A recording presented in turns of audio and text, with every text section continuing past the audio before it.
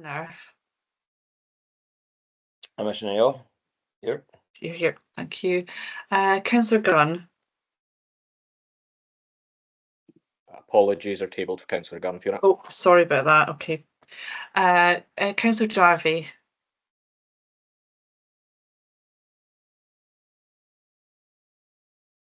Not here. People don't hear. I don't hear him being there. Councillor Mackay. There's apologies from Councillor Willie Mackay. Okay, thanks, Helen. Councillor Backey, you're here. Councillor McEwen. Here. Thank you. Thank you. Councillor Rees. Yeah, I'm here, Fiona. Morning. Thank you. And Councillor Rosie. Good morning, everyone present. Thank you very much. Thank you very much, Fiona. Members, welcome to the Caithness Area Committee, which is being held online via Microsoft Teams. As all in the meeting will be aware, it will be recorded, and in the case of area committees, will be published on the Highland Council's YouTube channel. In Councillor Ron Gunn's absence, I will be chairing today's meeting, ably supported by my fellow Vice Chair, Provost Jan McEwen, and officers coming in, Fiona McBain, who's I think stepping in hopefully for a short period of time whilst we're waiting for our traditional clerk, and also Helen Ross. Today there are 9 substantive items on the Caithness Area Committee's agenda, and as such I do want to ensure that all are given fair airing, debate and of course scrutiny on behalf of members. For that reason, I do intend to stick to standing orders as published and as agreed by the full council. Now, whilst I may be minded to give way and give due consideration to ensure proper debate on each of the topics, I would appreciate cooperation from members in respect to their contributions, both by staying on the topic at hand and what is being discussed within the agenda and the associated papers, but also by sticking to your allotted time. And by doing so, we can ensure that all those who are from external agencies who will be waiting patiently for their agenda item to come up will be taken in a timely manner. I think all members would be agreeable to that. I will be moving then on to agenda item number 2 as published, which is declarations of interest or transparency statements, and I will look for any electronic hands being raised. Councillor Rosie. Good morning, Stuart, and thank you for your opening remarks. Pleased to conform with them. It's just a further query, Stuart. I contacted you late last week to ask you a question in regard to today's agenda. We had agreed in the past that we would discuss Highland Council leases, and particularly ones relevant to Caithness, obviously. Thank you for your response, but I just wonder, what I don't want to do is wait for another 3 months for the item to become an agenda item here. And I would be grateful if we could receive some kind of interim report and the ability to have some kind of informal discussion in between times. Thank you. Thank you very much, Councillor Rosie. For members who are not aware, there has been a outstanding request from Highland Council Services to bring commercial leases in front of members for due consideration. This is, I believe, a general belief that some of our commercial licenses or commercial agreements may be not as commercially advantageous for the council as potentially could be, and I think there is broad agreement that we've seen what's happened in the Royal Borough of Wick, and actually a number of examples where there's far more common good or common benefit from seeing these reviewed. I have gone back to Phil on this one, Carl, and I'm quite happy to take an action away from this meeting and agree, if members are likewise in agreement, to make sure that we get an interim report to would be the area business meeting in the first instance, if that's okay. I would appreciate that would kind of make sure we keep it clear of the agenda, if that's okay. Perfect. Thank you very much, Carl. We'll move on to, we're going to stay on to our declarations of interest and transparency statements. I'm more than happy to go first on this one. In regards to item 9 on the agenda, which is bereavement services and project updates, it is a transparency statement. I am the chair of the Fair Funeral Fees Scotland campaign group, which will have a, I would say, quite a weak link to this particular item or topic, but it does focus on scrutiny around about bereavement services. So I'm quite happy that that will go down as a transparency statement, albeit I don't think there's any reason for me to leave the chair or to be further involved in that item. Any further declarations of interest or transparency statement, members? Okay. We'll then move on to recess powers. As the committee will note from your papers, there has been no recess powers exercised by officers in relation to the Caithness Area Committee, so that will just be noted. Moving on to agenda item 4, we move on to minutes of the Caithness Area Committee held on the 20th of May of this year, again hosted on Microsoft Teams. I'm looking for any comment. They have been approved by the Highland Council on the 27th of June. Jan, you've got your hand up. Sorry, Provost McEwen.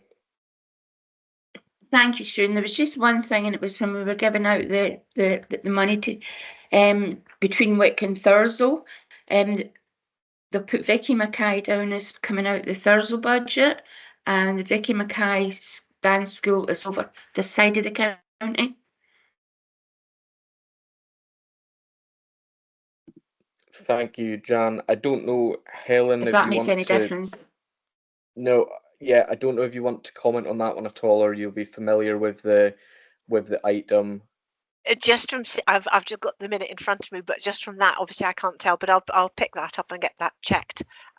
It may just be an administrative error that we can get sorted, so I'll pick that and I'll feed back to Jan if that's acceptable.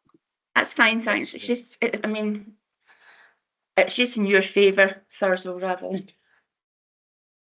We're always happy to take decisions in our favour, Provost McEwen. Thank you very much. I noticed Raymond didn't mention it.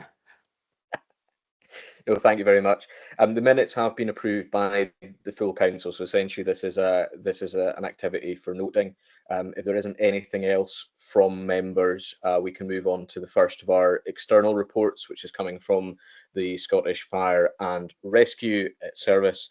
A report has been circulated as part of the meeting pack, and I believe I will be inviting Gary Kringles to provide an overview to his report and also to take any questions that there may be. I do thank Gary for reaching out to the committee prior to today, soliciting any questions that members might have in order to be prepared. I don't know, Gary, if you were given any additional questions, but more than happy for you to go over and provide an overview of your paper, please. Thank you very much, Chair, and good morning, everybody. Just a quick introduction for anybody that doesn't know me. My name is Station Commander Gary Kringles, based within the wee office at Thurso Community Fire Station, and my role within the big organisation is the District Commander for Caithness. I do reach out into Sutherland, but we'll not go there at the moment. I would like to start with thanking the opportunity to deliver for Q3 and Q4 of the Scottish Fire and Rescue Performance Report. This is on behalf of our local senior officer, Area Commander Michael Humphreys. As the Chair has noted, the report was published and circulated prior. What you will find different from our last reporting period is that we are now covering a 6-month period rather than just the last quarter. So we're covering the quarters 3 and 4. So apologies because we maybe back over a wee bit of ground that we covered in January, but we're just trying to bring things into line. What we are also reporting on is the 7 priorities within our local fire and rescue plan for Highland.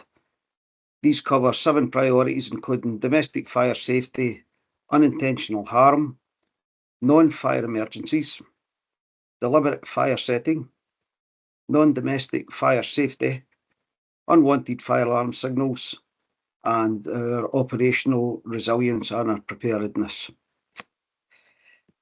If I could bring everyone's attention to section 3.3 of the cover report. During the reporting period, over the 6 months from the 31st of October to the 31st of March 2024, we are reporting on 8 incidents in Caithness that have been recorded against the accidental dwelling fires category. This is above our current 3-year average. However, the figures balance ourselves out at times, so we will keep the 6-month reporting should allow us to make a much more accurate account on this and take actions where we identify as appropriate. I'm happy to state that there is no fire fatalities recorded as a result of these accidental dwelling fires. However, we did record 1 casualty within the 8 incidents. There was 8 incidents recorded as deliberate fires, and with this being recorded as 2 deliberate fires and 6 deliberate secondary fires. There were 44 non-related fire-related incidents. So this covering the special services, assistance with other organisations, partner agencies such as the Scottish Ambulance Service, Police Scotland, etc. We did also record 3 non-domestic deliberate fires. Within the road traffic collision area of the report, we have recorded 11 road traffic collisions, where we did have 1 fatal and 5 non-fatal casualties. So these numbers can be seasonal, and again they will compare against the past 3 years as per normal. Within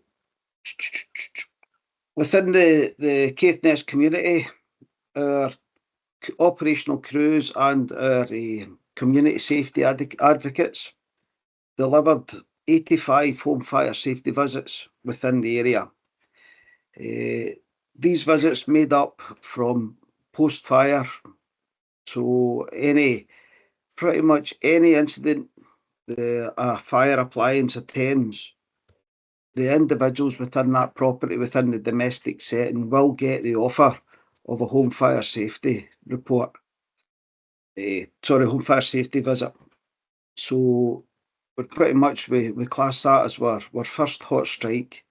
Dependent upon the severity of the incident, what we will do is, sometimes it's not been unusual for us to stretch out and cover the whole streets within that surrounding area, particularly if it's been an incident of note and with particular that community concerns. So the 85 visits have also been made up from recurring visits. So dependent upon the rating that's applied to an incident, a home fire safety visit, these could be revisited by ourselves either on an annual basis, or it could be on a 3-yearly basis, purely dependent upon the risk rating that we find within a property. The 85 visits as well also made up from partner referrals. So referrals coming in from were partner agencies, as the aforementioned, the Police Scotland, the Scottish Ambulance Service, also were third sector organisations and specifically Highland Council. Within the reporting period, we are identified 18 unwanted fire alarm signals. This was a policy. It was introduced in the 1st of July 2023 by Service, with the intent to reduce unnecessary travel, so reducing the amount of blue light journeys that our appliances need to do. One, better for the community because we're reducing our carbon footprint, We're taking a lot of road risk from the road, so we're removing that by not needing to mobilise appliances. And apart from that, it frees up a significant amount of time for our appliances to be doing other community duties such as community safety, or as important though, the own training of the crews and themselves. So the UFAS, unwanted fire alarm signal policy, is very much making a big difference to our availability of appliances and reducing that risk. The figures just reported there, I would like to just reassure the committee and the chair that as a service we are extremely proactive and working very hard to reduce the figures. There's identified patterns that we target as per classed as our business as usual. However, we also scrutinise these figures to identify any issues that we do find are unusual or something that requires a bit more targeting. So just to assure the committee that we are very proactive and trying to reduce these figures as much as we humanly can. Moving on to section 3.4 of the report. As always, we're constantly working very, very hard to increase our staff. This goes within the whole of Caithness area, so regardless of what station it is, the crews, ourselves, community safety advocates, any options we have of publicising our requirement to have the right people in the right stations at the right place, trained well, is just an ongoing process, and it will never ever end for us. And on that note, I would just like to take a quick opportunity to thank all the members of the committee that make an active part in the promotion of our recruitment processes, and anything that can be done. I've highlighted that you can send somebody our way, and we'll do the rest.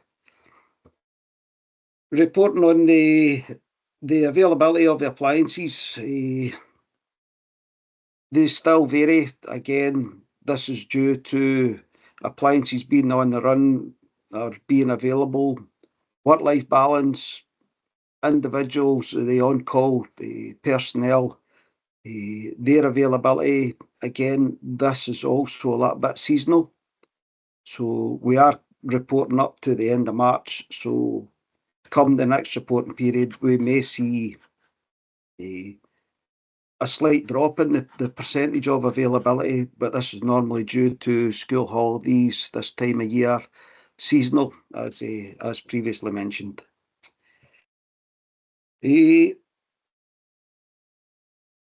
the report, we also identify on our appliance availability, and what will be noted is the first appliances at both Thurso and Wick are sitting with extremely high availability.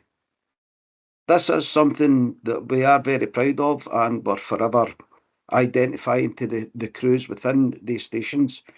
However, again, we do note that it's not 100% all the time, and as previously mentioned, the work that we do towards increasing our recruitment is ongoing, and hopefully aiming to increase our 100% commitment of first appliances within both Thurso and Wick, but also just to try and increase the availability of second appliances, plus also every other station within the Caithness area. In terms of recruitment, Thurso are currently sitting with 3 that are now in the process of becoming on-call firefighters. Wick have got 1, and they've got 2 currently sitting within the point of the process where they will be invited in for what's called a suitability interview. And this is pretty much gets them started on the pathway if it's identified that they are the individuals for us. The other area we have is John O'Groats. John O'Groats, they have 2 new members currently going through the process. So quite a healthy increase in staff. It does take a few months before we get the staff fully up and running. However, that is the process, and as I say, that will never ever stop. The other area that we have identified for recruitment is we are now approaching the larger employers within the Caithness area. So we are looking at any larger employers, particularly identified as through the day availability of our appliances, particularly through the week. So if there's any employers or any members of the committee that may be able to highlight or identify any employers that may have a larger workforce and be able to potentially look at releasing staff to allow crew these appliances through the day, then we'll greatly accept any direction or any recommendation that any member of the committee may be able to provide for that. In terms of the Caithness community within the whole area, every station is currently highly motivated in terms of their community engagement and their community involvement, particularly within the local areas. Normally quite quiet through the winter, i.e. the months that we're recording on.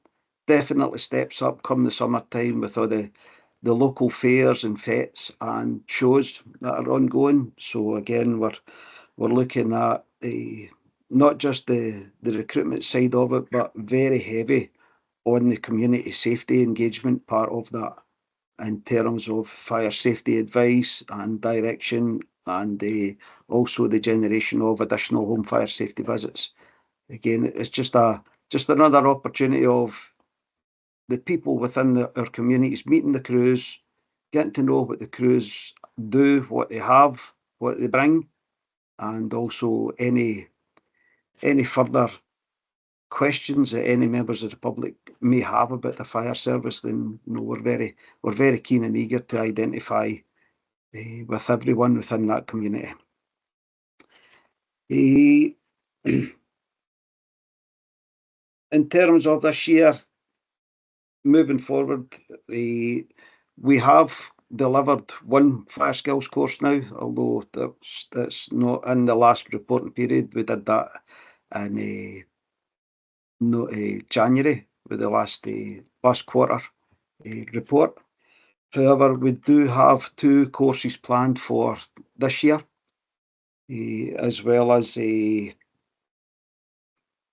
looking to involve our communities.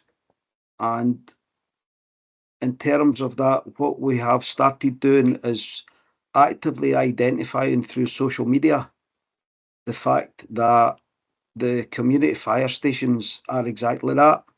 They are community fire stations. So we're very much encouraging and looking to encourage community groups that may not use us at the moment for their meetings or having a cup of tea with their pals.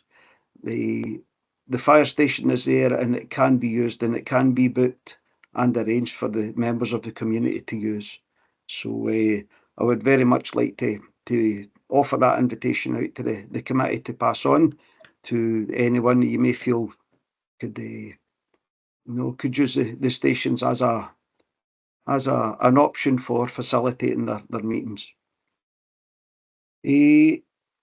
On that note,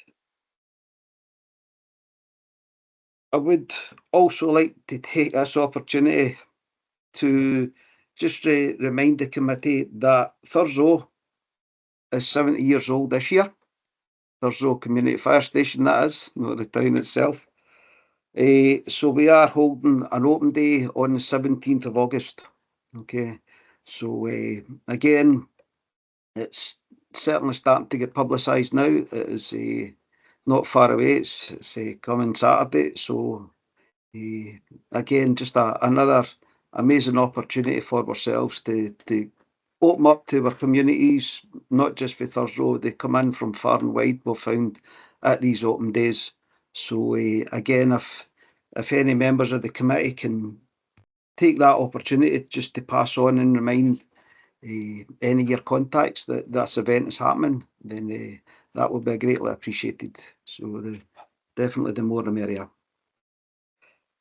And that, as it stands, Chair, that is my submission to the committee, and quite happy now to take any questions or comments that the committee may have. Thank you, Station Commander, and thank you for the very robust and I appreciate you outlining the fact that this will cover 2 quarter periods, so slightly different to the content that's been shared with the area committee previously.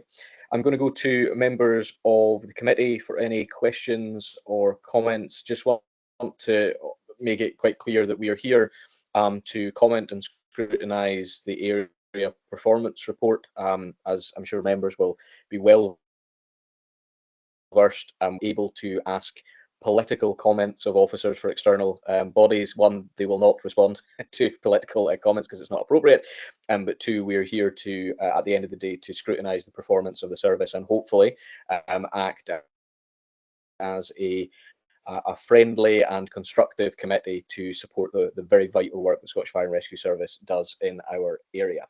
Provost McEwen.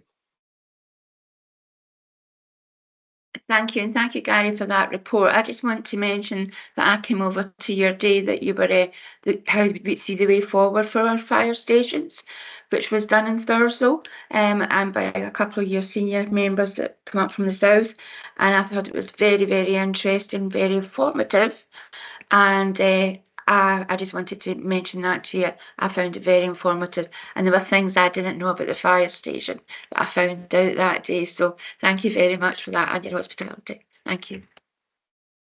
Thanks very much, Councillor McEwen. No, it was certainly nice to see you. As always, we're very appreciative of any involvement or any visits that any member of the community wants to attend. Yeah, that we definitely found that as part of the strategic service review programme the councillor is referring to. We had a public engagement session, so we had invited members to start with, invited the mainly third sector organisations, and requesting and looking for what the views, values and opinions were on the fire service, and effectively it ties in with one huge big review that we're doing as a service just now, with further details to follow, but it will open to public consultation September time. And yeah, it's just pretty much getting individuals' thoughts and considerations towards the fire service, and it is one of the things that we definitely found with throughout these times, when these events, where there was an awful lot of individuals that weren't quite sure what the fire service do. No, it's not just a big fire engine going out the front door now and putting some water on a fire. There's so many more different areas we cover. So yeah, thank you, Councillor. Thank you, Station Commander. Thank you, Provost McEwen. I'm then going to go to Councillor Andrew Jarvie and then Councillor Matthew Rees. Gents, if it's okay, can I take your questions in tandem and then I'll pass them over to the Station Commanders. Councillor Jarvie first and then Councillor Rees. Thank you, Provost. Just one question, just taking a sort of overlook at the issues that are being faced, obviously, with trying to get recruitment for RDS cycle firefighters. I know it's been a bit of a taboo thing in the past that the fire service has erred away from, but has the fire service considered revisiting its policy of avoiding allowing volunteers to use blue lights to respond to the station itself, in the hope that that might actually expand the catchment area that people can be recruited to from? Obviously, with the centralisation of the police, it's a bit more difficult because it's the chief, the head of the police for Scotland who has to approve any such things, opposed to the area commander as it was under the divisional structure. But in law, it still exists that in exceptional cases, the fire service can make requests to the police to allow volunteers to use blue lights on personal vehicles to respond to the station itself. I remember a conversation I had with a senior officer in Inverness about 7 years ago now when I asked that, and there was quite some resistance to the idea. But just given how, I wouldn't say how poor and challenging it can be across all of the Highlands, is that something that the fire service is willing to revisit and work with the police to see what can be done, and notwithstanding any additional training and insurance that such activities would require. But I think it's really something we should look at to just try and expand the catchment area and the areas we can get people volunteering to take on these vital roles within our communities. Thank you, Councillor Jarvie. Councillor Rees. Yeah, thanks, Drew, and thank you, Gary, for the presentation. 3 quick questions. Section 3.2, Gary, you talk about crews having provided safer driving presentations. Could you briefly, when the time comes, elaborate on that? I'm wondering if it's what used to be known as driving ambition that was really, really well received and was absolutely first class.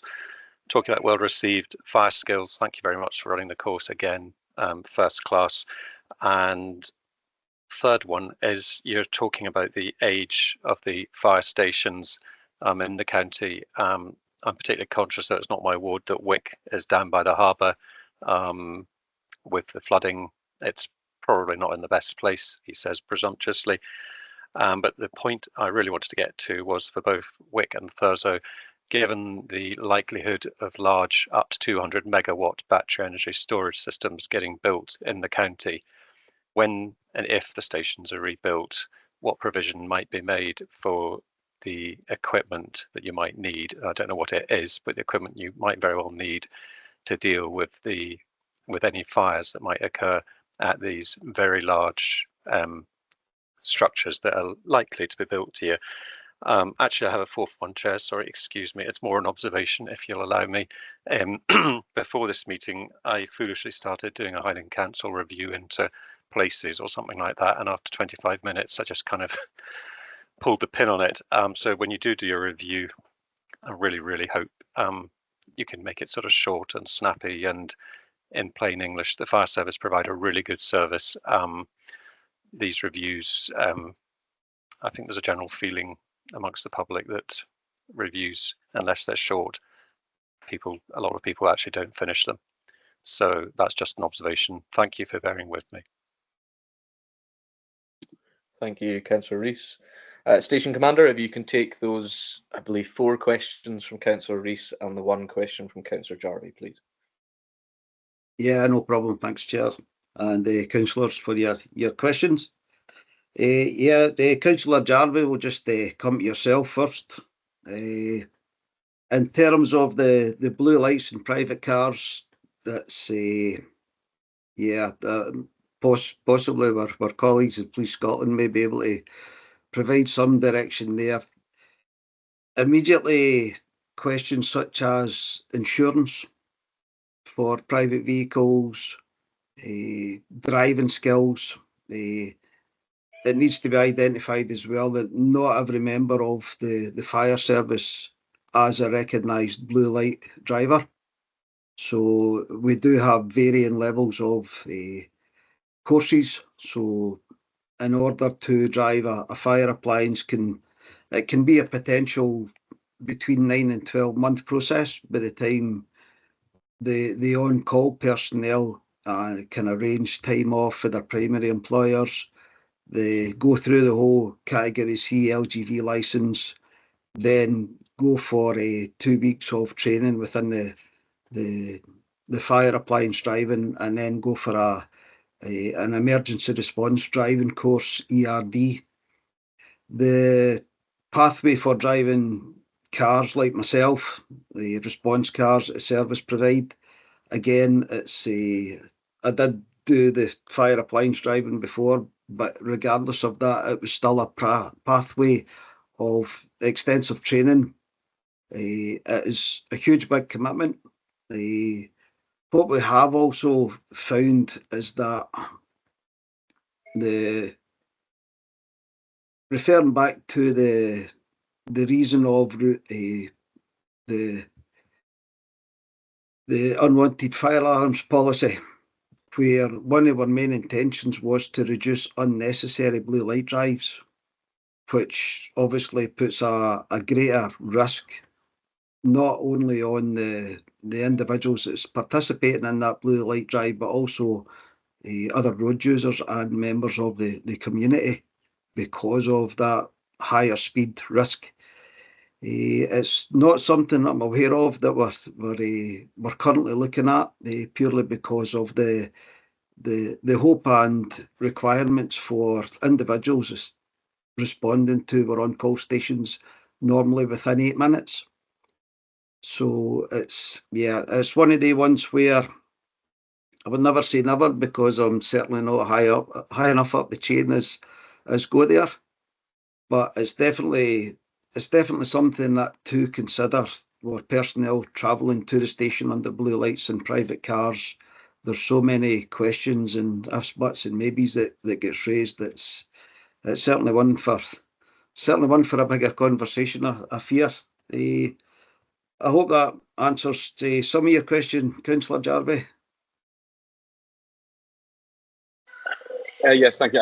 I'd imagine insurance, is going to be the number one. I think it's the provision that exists in the legislation to allow it. It's just a case of what's actually needed to make it happen in practicality, just beyond a 50-year-old Act of Parliament saying it can happen. So thank you, appreciate it. Okay, thank you. Councillor Rees, just to come on to your first point then, regarding the safer driving overview. Speaking personally, I recently attended at Wick High School, where the safer driving presentation was delivered by our community safety advocate, Stephen Reid, who's based between Thurso and Wick. It was delivered to 5th and 6th years, and within the hall, I believe there was round about between 120 and 130 pupils attended. So it was pretty much a very much it was a well-informed and well accepted presentation that they get.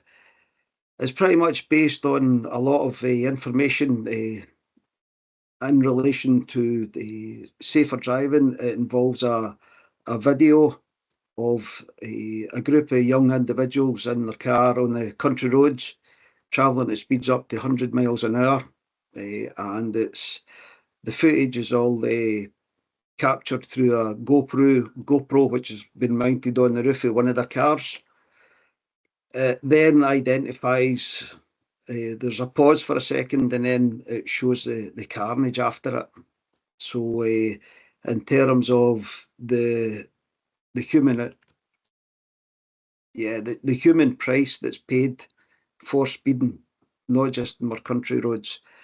It then follows the drive again, where it identifies all the hazards, the road signs, the when you think back to maybe not so much some of the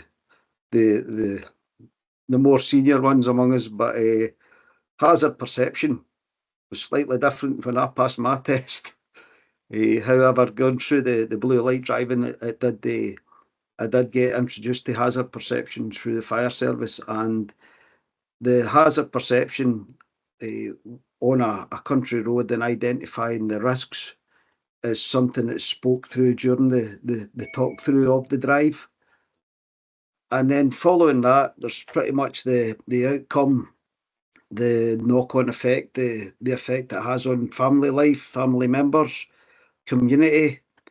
It's just there's just so much. And what we do as well, certainly when I'm there, I throw in personal knowledge and experiences also that makes it real. You know, from the incidents that I've attended that have been, well, pretty much all over Scotland and in varied degrees of damage to vehicles, damage to people, damage to property. Yes, so it's just a big awareness that lasts about an hour. The fire skills courses, yeah, again, something that they're getting well represented. Mr. Gunn attended at the last passing out parade, which was really, really good, and it was really well accepted. And yeah, we're never ever ending and saying how much the kids get out of attending. The young people, they come out of their shell big time normally by the Friday. There's so much involvement and so many new experiences flung at them. So it's really, really good. In terms of your question regarding the age of the fire stations and resources, the Strategic Service Review Programme that we are undertaking pretty much is looking at our fire stations. We're well aware, and it's well documented, that a lot of our stations are in a pretty bad state of repair, as is many public service organisations. And I'm sure I'll get a few nodding heads within the committee for that. The review actually looks at the station, looks at the location of the station, it looks at the equipment it's got. And from there, come September, October, there will be a short list formed from every consultation that we've had starting in February, March this year, right up to September, with comments, questions, thoughts, and identifying best resources crewed by the best people with the resources based in the best place possible. In terms of building new fire stations, there's work going on and to look at refurbishment projects. There's work going on to modularise new builds. So there's quite a lot of there's an awful lot of background work going on just now that we're not really able to kind of push out the now, because it's still very much in the consultation process. So as I say, the SSRP, or the Strategic Service Review Programme that we are going through, is something that will look at the resources, and particularly in terms of the best sites also. So we are currently just in the process of developing policy and procedure and dealing with them, mainly because of the legislation around the actual build process, which has been quite slow in getting up and going, to be honest with you. But we do have standard operating procedures for them as we go. So and it's as identified. There's nothing specialised that we don't carry on our standard appliances to deal with these incidents of this.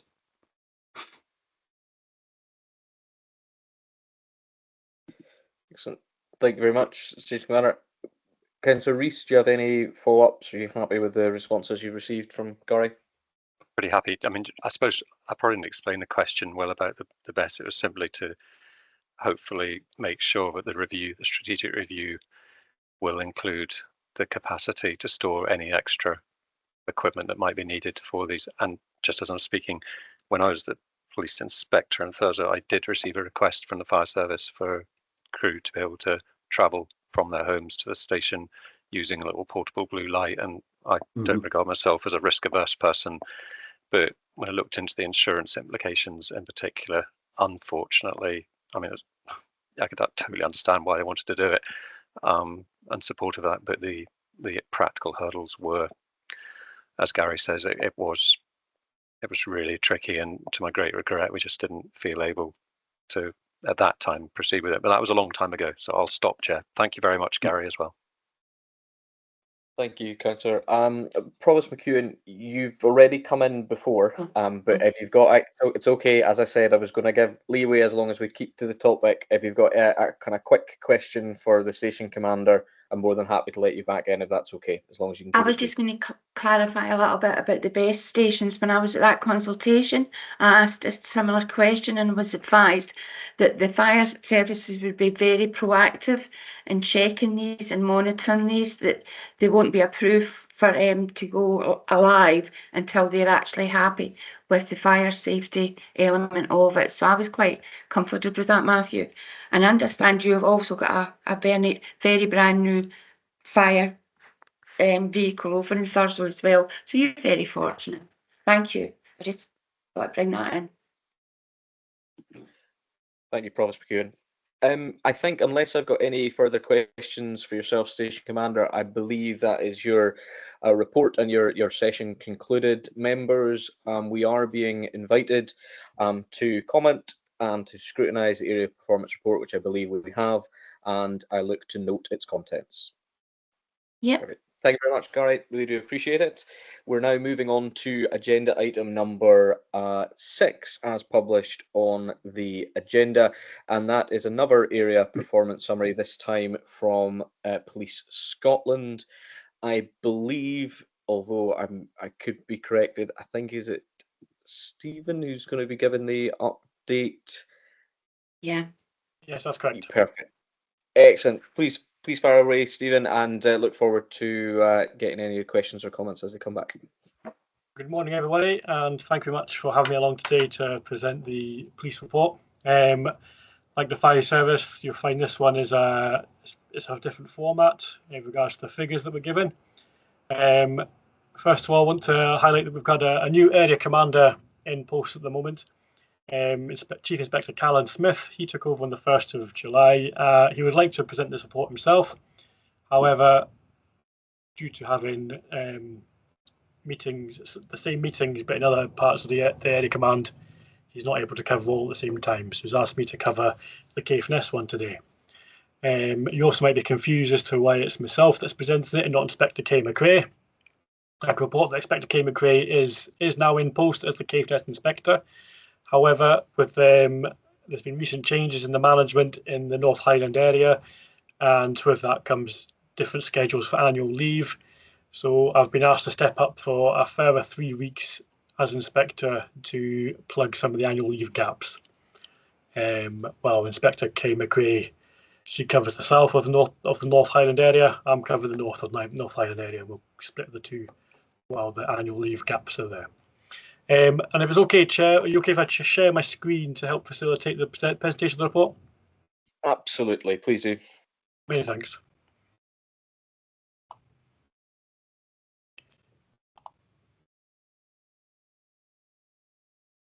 Chair, just confirm you can see my screen there, please. I can indeed. Thank you. Yep. Okay, so hopefully we'll receive a copy of the police report. You've had a chance to look through it. Just want to highlight, apart from the area commander's introduction, just to sort of indicate the difference with the report this time around compared to the previous reports you've received. So previously you would have received a report that was Caithness specific, covering only stats and figures from the Caithness area itself. However, across the whole of the division, with the change in the direction, and these reports will now be prepared by command area. So the figures that you'll see to be a lot higher than they normally would be. But this now is because we incorporate the figures from the Black Isle, East of Ross, from Caithness, from Dingwall, and the Sutherland and West of Ross areas, including Strathpether and also Loch Alsh. I'll try and provide some context where I can on some of the figures to make them Caithness orientated for you. So in this police report then, I'm looking to kind of cover off the 6 policing priorities, and at the moment these priorities that we report back on are road safety and road crime, antisocial behaviour and violence disorder, acquisitive crime, protecting vulnerable people, serious organised crime, and although terrorism and public order is one of our policing priorities, this is not something that we prepare figures for and report back on, but the other 5 we do. So the first priority I want to go over is road safety and road crime. So the 3 areas we've highlighted there are the number of fatalities from road traffic collisions. You'll see there that the 3-year average is down from the 5-year average. But then if you look at these figures are the figures I'm reporting back on are for the last financial year, 23 to 24. But we've also got the previous year by comparison as well. So if you look at the previous year, that was quite a high one. That was above the 5-year average at 13 fatalities across North Highlands. The reason being, I have no context as to why that happened, but that amount of resource investigation to go into them clearly is significant. And from that, you'll see as we look later on the report, there's been a lot of road traffic work this last financial year. And you'll see that this financial year we've had 7 fatalities, so a drop down to 6. So that this year's number, or the most recent year's number, has taken us below the 5-year and below the 3-year average, and long may that trend continue. For drink and driving offences and for speeding offences, you'll see that we've got a significant increase in the number of detected cases, or the number of offences recorded for the most recent financial year. We've got 303 drink and drug driving offences and 749 speeding offences. And if you look from the previous year, considerable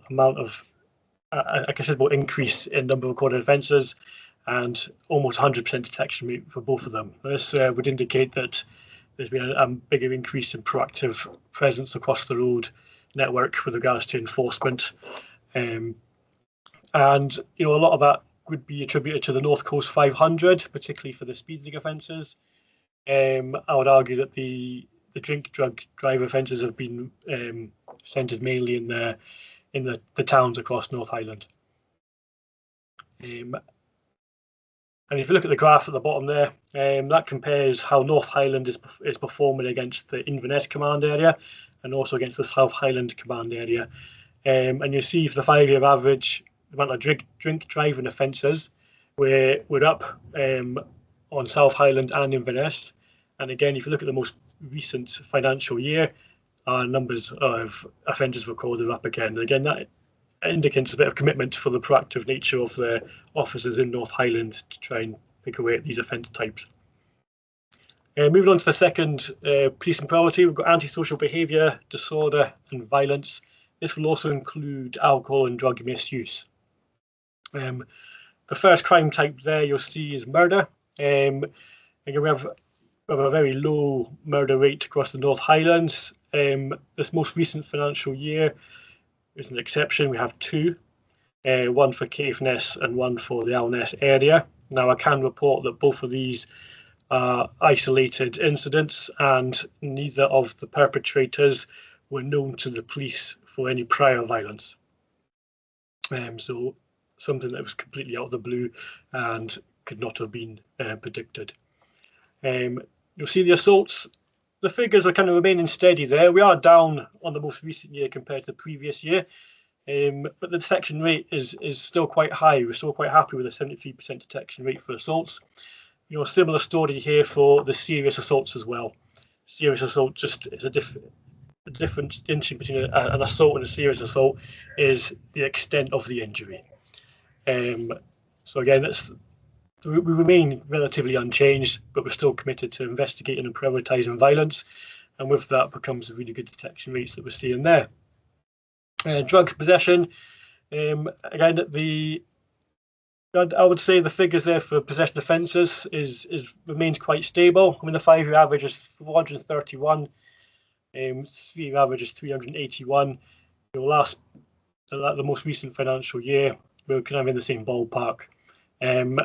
This would indicate that we're still remaining proactive when it comes to identifying those who are misusing drugs, using intelligence, and stop searching the right cars and the right people. And this is the numbers of people that we're seeing with drugs in their possession. And obviously, people using drugs, it generally has a connection to other criminal activity with disorder and violence as well. So by taking these drugs off people, we're hoping that that can help stabilise the disorder and violence that we get reported as well. I want to move on to the third one. The third pleasing priority is acquisitive crime. So the figures there, so the first two, housebreaking and fraud, the numbers remain stable. However, the detection rates are very low. For the fraud, we would expect that to be very low, with the type of frauds that are reported tend to be online scams, telephone scams from people who are overseas. Being able to detect them and bring a perpetrator to justice, we just don't have the resource or the technology to be able to do that. The housebreaking ones, again, for the domestic dwellings, we've had 40 in the whole of North Highlands over this last financial year, and only a quarter of them have been detected. So a lot of the low detection rate could be down to the long times it takes for items. So if we do a scene of crime examination, or we send items off to the lab to be examined for DNA and fingerprints, the timescales for that to come back can be very lengthy. So it may well be that the ones that were reported last year, on this most recent year, we'll see them detected in on this financial year. But again, people also get very wise to the forensic aspects of, wearing gloves, wearing hats, making sure they're not leaving forensic evidence behind. And the nature of these crimes is done under the cover of darkness with no witnesses. It's something that's very much on the radar of our CID. We're looking for opportunities to try and improve that detection rate. And whenever we do detect a perpetrator for housebreaking, we'd always review back on the previous ones that have been undetected to see if there's any links and comparisons to see if we can basically connect them to the same perpetrator. And then where we can, we'll then carry on that investigation and bring it to a point where we detect it and have that person brought to justice for them too. I think the most alarming figure there with regards to crime trends and increases is theft by shoplifting. You'll see here that the most recent financial year, we are massively up on the previous year and on the 5-year and the 3-year average. We are finding that shoplifting is becoming more and more prolific. It's been reported to us, and it's mainly supermarkets where there's foodstuff and alcohol being reported. So just to give, in Caithness as well, we are seeing a similar trend. In the most recent financial year, we had 85 theft by shopliftings reported, but the previous year we had 43. So we have doubled up in Caithness, and we believe that the cost of living crisis is a factor here for people wanting to, for people going to the shops and shoplifting for the just to get by. Now, I want to allay any fears here about recent reporting in the media for some divisions not investigating crimes like shoplifting. I want to highlight the detection rate there. We've got an almost 75% detection rate, which I think would indicate that it's not something that we are ignoring. Every time that we have a report of a shoplifting, we do investigate it, we bring them to a conclusion, we detect them, and where we've got repeat offenders, we are making quite robust arguments to the Pocket Fiscal Service and the court to see about having conditions put in place to stop them from preventing them going back to the same shops. And for the more prolific shoplifters, we're looking for them to be remanded in court to stop them from offending again. Where we do have concerns about people's welfare and them being in extreme poverty, then we also have the concern report mechanism where we can share concerns with our partner agencies to help put some support their way to help get them through whatever difficulties they're going through. In addition to that, we've also got the Custody Link process. So this is a charity of support workers across the Highlands area where someone has been arrested. If it's, for instance, if it's the first time being arrested, or have been arrested more than twice in 6 months, or they're a young person in custody, then we offer them a referral to the support network, and where they do get referred, they'll get contact within 24 hours for a support worker to help signpost them to different support services in place. to help improve the situation if need be. The theft of motor vehicles one then. So it sounds quite concerning, theft of motor vehicles. The numbers are very stable over the years. We are slightly higher this year, but we do have a 75% detection rate. Now, the majority of our theft of motor vehicles would be domestic settings where one partner's taken the other partner's car following a domestic breakup, or it could be a scrap vehicle that's been left unattended for a long time and someone's picked it up on a trailer. We do get the occasional ones where keys have been left in ignitions and someone opportunistic have just taken it to get from A to B. This is not a trend where, you know, a secure parked vehicle on someone's driveway is being stolen by someone that's not known to them. Okay, this is not that kind of trend. It's more of a trend of the person that's taken it is either known to them, or they've taken a car that's been lying there for ages and effectively scrap. I dare say there will be a few where there has been an unknown person has taken a victim's car, but they'll be far and few between from what I can tell. And I think by the 75% detection rates, it generally indicates that the suspects are quite easily identifiable. Okay, next police and priority is the protection of vulnerable people. And again, I've got no obvious sort of concerns about the figures here. I mean, our numbers are fairly stable across the board. Slight drop in the domestic crimes. Hate crimes is a slight increase. Now, we've got new hate crime legislation that came into effect in April, so I would suspect that next year's report would show a bigger increase because the way that hate crime is being redefined and re-legislated.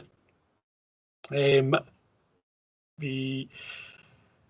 missing persons, we're considerably down on missing persons, and if we look at the numbers at the bottom here, you would see that looked after children accounts for the majority of the missing people that are reported, and that there's been a significant drop from them in the most recent financial year compared to the previous financial year. To add a bit of context for that, I believe that would take into account that Avonlea closed in late 2022. So because of that, the number of people look after children reported missing in the North Highland area would go down. And lastly, serious and organised crime. Again, like with the drug possession offences, our supply offences have gone up as well.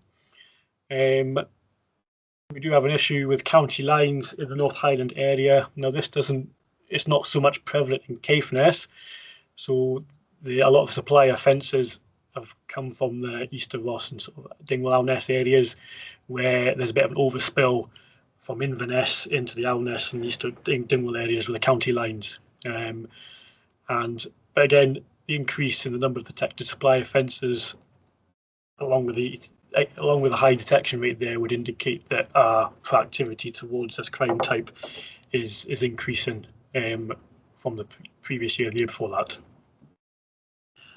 When it comes to counter-terrorism, like I said, we don't report back on any figures, but we do have our own prevention intervention officers, with officers that work with Operation Prevent embedded in there, who do lots of partnership working and liaison work with schools and colleges and workplaces to try and raise awareness of what Operation Prevent's all about, and raise awareness of the signs to look out for people that may be steering towards, I can't think of the word I'm thinking of, but the ones that are getting groomed as such, or the ones that are starting to form particular concerning ideation in regards to terrorism. And that's ongoing work that goes on throughout the year. The last part of the report just breaks down literally the different crime types under the different crime groups. The numbers, there's nothing particularly there showing a particular massive increase in any particular crime type or explains the murder there. But there are a couple of crime types I want to highlight because there are some sort of drastic shifting trends. The first one there was the shoplifting. Again, you'll see the crime trends here. We are massively up on all them previous years, and the only impression we have is the rise of cost of living. We do work with the shops, the supermarkets. Like I said, when we do put reports to the Pocket Fiscal, we are looking for conditions to stop them from entering these shops, but our prevention intervention officers, they also do engage with the supermarkets to see what they can do to help tighten security. Clearly, that involves a lot of expense for the supermarkets if they've got to employ security staff or improve the interior of the shop. So between us working together, we want to drive the numbers down, but at the moment, it kind of remains to be seen in the next year's report to see if any of that works actually working. Next one then is the possession of weapons. So we've got possession of weapons here where they've not been used in a crime.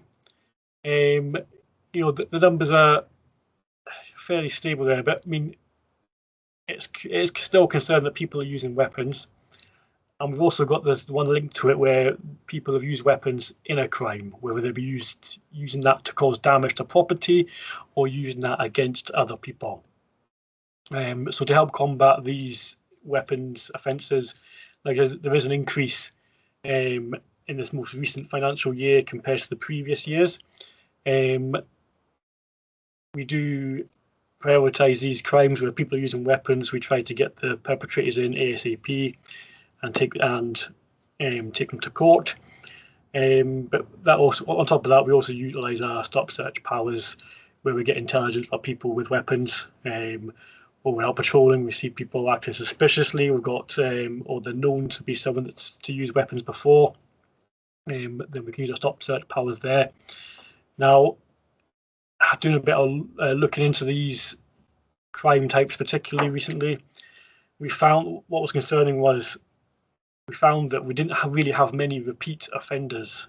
So we didn't have many people. We'd expect it to be the same people carrying weapons all the time, but actually we're finding that that's not the case. It's young people, it's older people, it's items in the house that they're taking out, they've got ready access to. So there's nothing to really hang our hats on to say we've got a particular avenue that we can go down to help reduce this. It's the, where was I going to go there? Yeah, because it's easy access to weapons. I mean, we do have contacts with the courier services and the postal services, and if they get suspicious items, they'll be letting us know. Customs are quite good at intercepting weapons that are imported from abroad, and they'll stop it before they'll intercept it, and they'll raise our awareness of that, and we go have that overt visit with the person who ordered it. So that's the kind of work that goes on with these kind of things. But I think it's concerning that we still have people taking weapons out in public places, and actually quite a lot of them are using them. And the last thing I wanted to highlight yourself with a shift in figures is the road traffic work here. I think all the road traffic work here, we see pretty much every single crime type for the most recent financial year is quite considerably higher than the previous years. And yeah, that'll be an increase in our proactive work from our own divisional officers based across the North Highlands, but also with our road policing officers and the regular routine operation deployments that go out on the North Coast 500. So I think it's quite fair to say that we're policing the roads very well. These numbers show that we've got a more visible presence there. It's not whether it deters people from committing these offences, I don't know. But we certainly are out there, and we certainly are seeing these offences, and we're dealing with them. So that's all the figures and the stats that I've got to report there. If I just stop sharing my screen now, and I'll invite any members there to ask any questions or make any comments. Thank you very much for the report, overview, look for any questions or comments from members of the committee. Again, if you could use your virtual hand in the first instance. I'm conscious connectivity seems to be an issue in Caithness at the moment. I'm hearing thunder, lightning and everything else in between. So please feel free if your systems are playing up to just shout out, but I'll go first of all to Provost McEwen. Thank you, Provost, and thank you, Stephen, for that report, which was very interesting.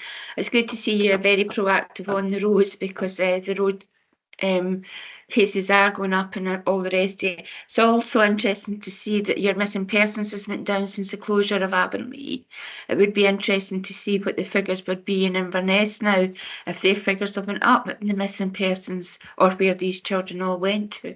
But that should be a comfort to your officers, not having to go looking for all these children. But keep up the good work. I know you're very hard working. Just on recruitment, could you maybe give us a wee slight update on where we are with staffing levels? Thank you. Yeah, okay, to answer that just now, Chair, yeah?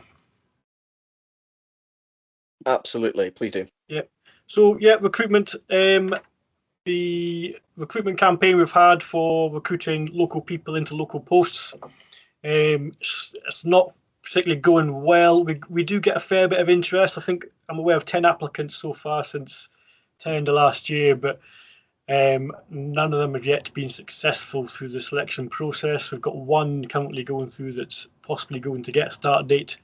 We're just looking for one last item to kind of finish off there. But with regards to staffing numbers, we are still probably running 25% down at the moment.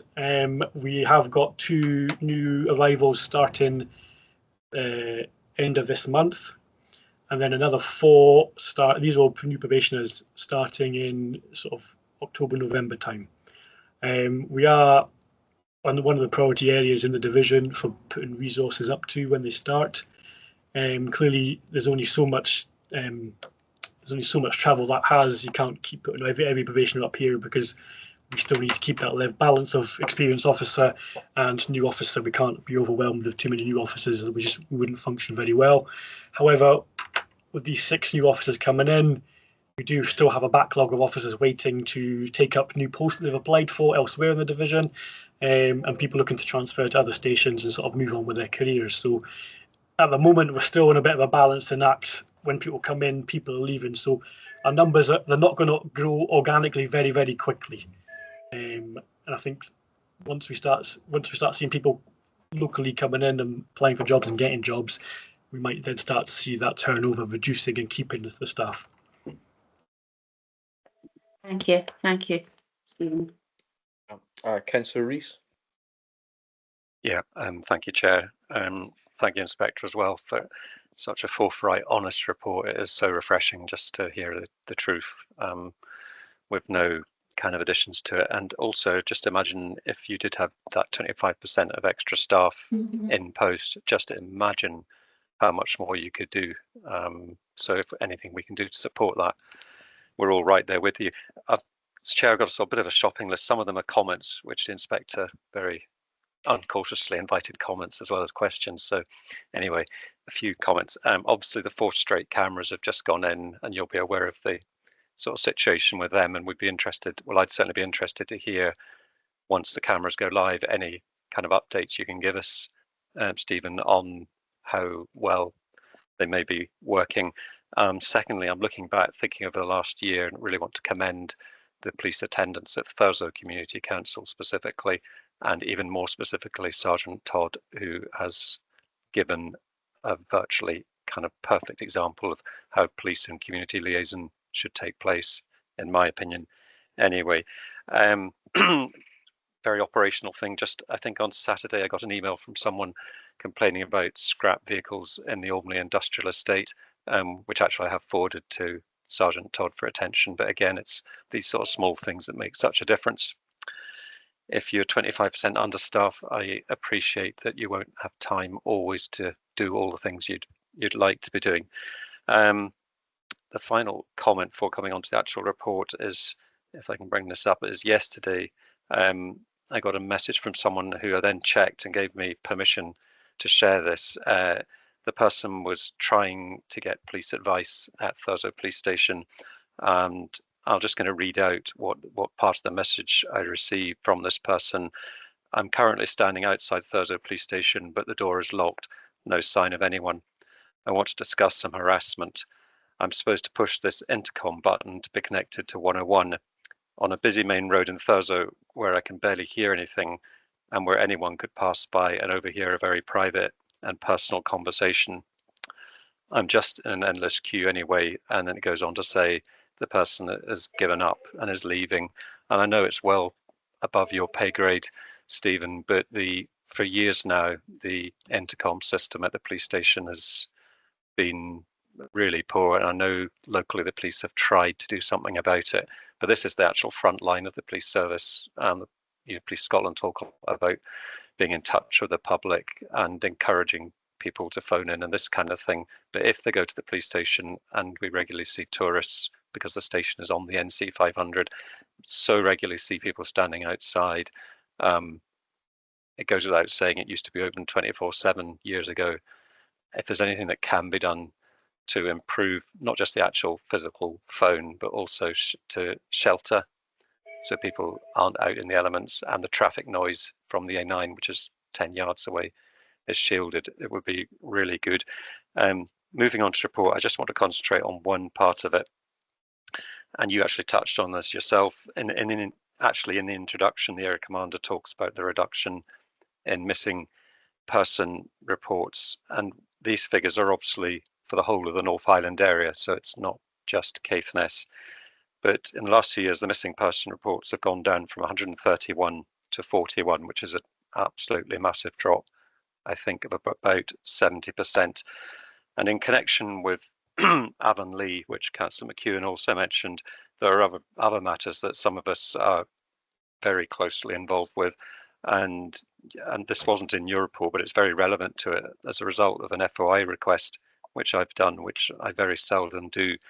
The number of incidents that police attended at that children's home in total has the last 3 years been 84, 94, and then in 2022, 101. So you're talking about an incident every 3 or 4 days. And I think that bears out and corroborates what you were saying, Inspector, about the reduction time you're having to spend on missing persons. And it just shows perhaps just how much time your predecessor and yourself were having to devote to dealing with these calls. And if it frees up time for the officers to do more now that you haven't got those calls, hope that is something that will be useful in the most general sense of the word. The figures, I think, were quite startling, and missing person inquiries are incredibly time absorbing, can take up a lot of officer time. And just going back to the point about being 25% understaffed, if there's anything we can do, all of us, all 8 of us, to help you, I'm sure you've got, see the chair nodding, I'm sure you've got our support, and thank you again for your efforts. Well, thank you, Councillor Rees. I don't think I heard any questions there, but just to reply to a couple of comments there, the 4 straight cameras, with regards to updates, I'm not sure how easy that's going to be to get that. I don't think that's going to feed directly into what the police systems are, but I can certainly have some conversations. I dare say our Road Policing Division will have some influence there, so I'll certainly have that conversation about that. Regards to Sergeant Todd, yep, he's one of our stalwart sergeants up here just now. Always goes above and beyond, often giving a lot of his own time to do these community engagements. He's also someone that will go and spend his own time coming in to get development and being a PIO for the exercises to get experience in that. The intercom, so just to recently we have had a period of we had a spell of sickness for the front office assistant, so we've not had that covered there while she's been off. I do get that especially in inclement weather where the intercom is, it's not going to keep people there waiting for long while they wait for the people to respond on the intercom and then wait for the police officer to come back to the station to speak to them. So, you know what, you've asked a question. I think it's a fair point. I will certainly have a conversation to see whether we are minded to put some kind of shelter or help protect it from the weather. Brilliant. Thank you very much indeed. Much appreciated. Thank you, Stephen. Thank you, Councillor Rees. I believe Councillor Rosie raised his virtual hand. Carl, have you got a question or comment regarding the report? Thank you, Chair. Thank you, Stephen, for your comments in regard to the report.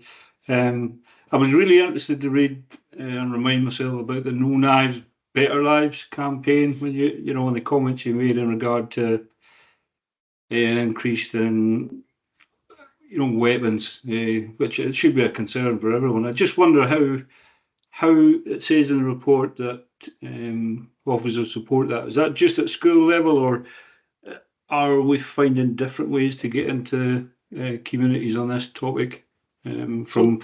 From memory, that particular campaign, I think, as it says here, it was back in 2009, but I think we're in a very difficult place in Scotland.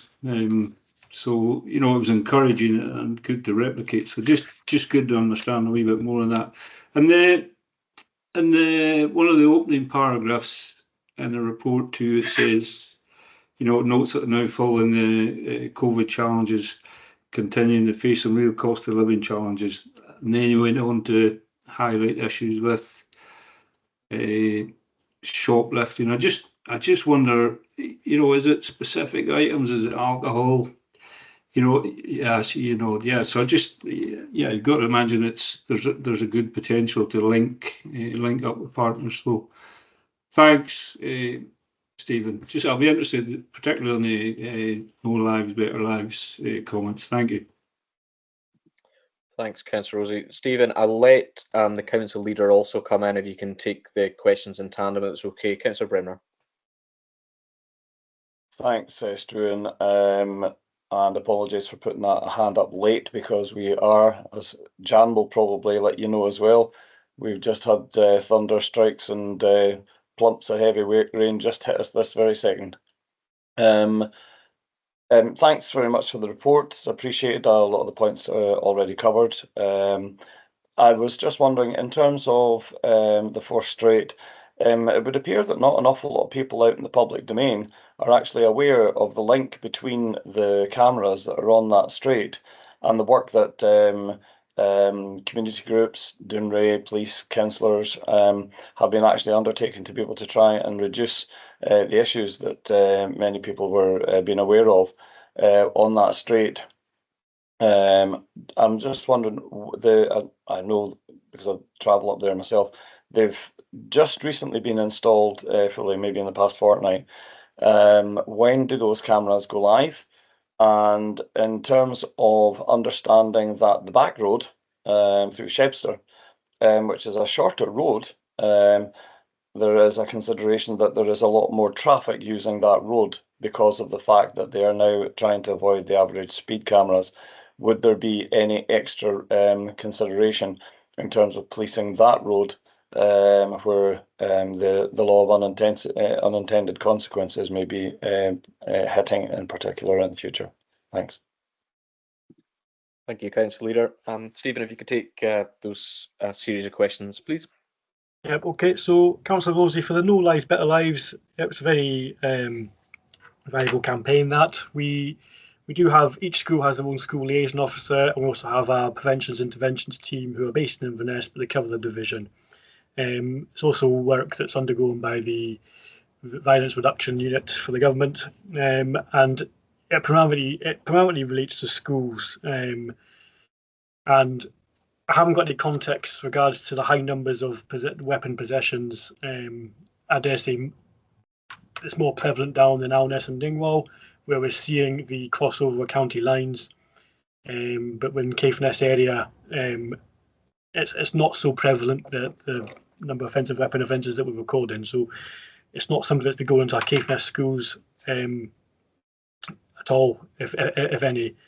But like I said, the prevention interventions officers, they kind of lead the education to the schools and tying in with the force kind of directive when it comes to school inputs regards to offensive weapons and drugs and these types of educational opportunities that we can go in and talk about. And it just continues. Where we do see a specific issue emerging in a particular school or particular area, then locally we'd have our school liaison officers make contact with their specific school and have that conversation and arrange to go in and deliver sort of more localized talks if necessary. When we go to other youth groups and other groups or community groups, it's not something that we go out there and do proactively. And we do have, if a community group came to us to ask if we could go and have some sort of talk with them, we're trying to put something on. And with our resources to be able to provide that kind of service at the moment is somewhat limited. So it's something that we can't really realistically achieve unless it's quite well planned in advance and we can ring fence a resource and stop. So generally these community groups are in the evenings, and that's our busy times, and that's when our resources are most tied up going to calls. So we can't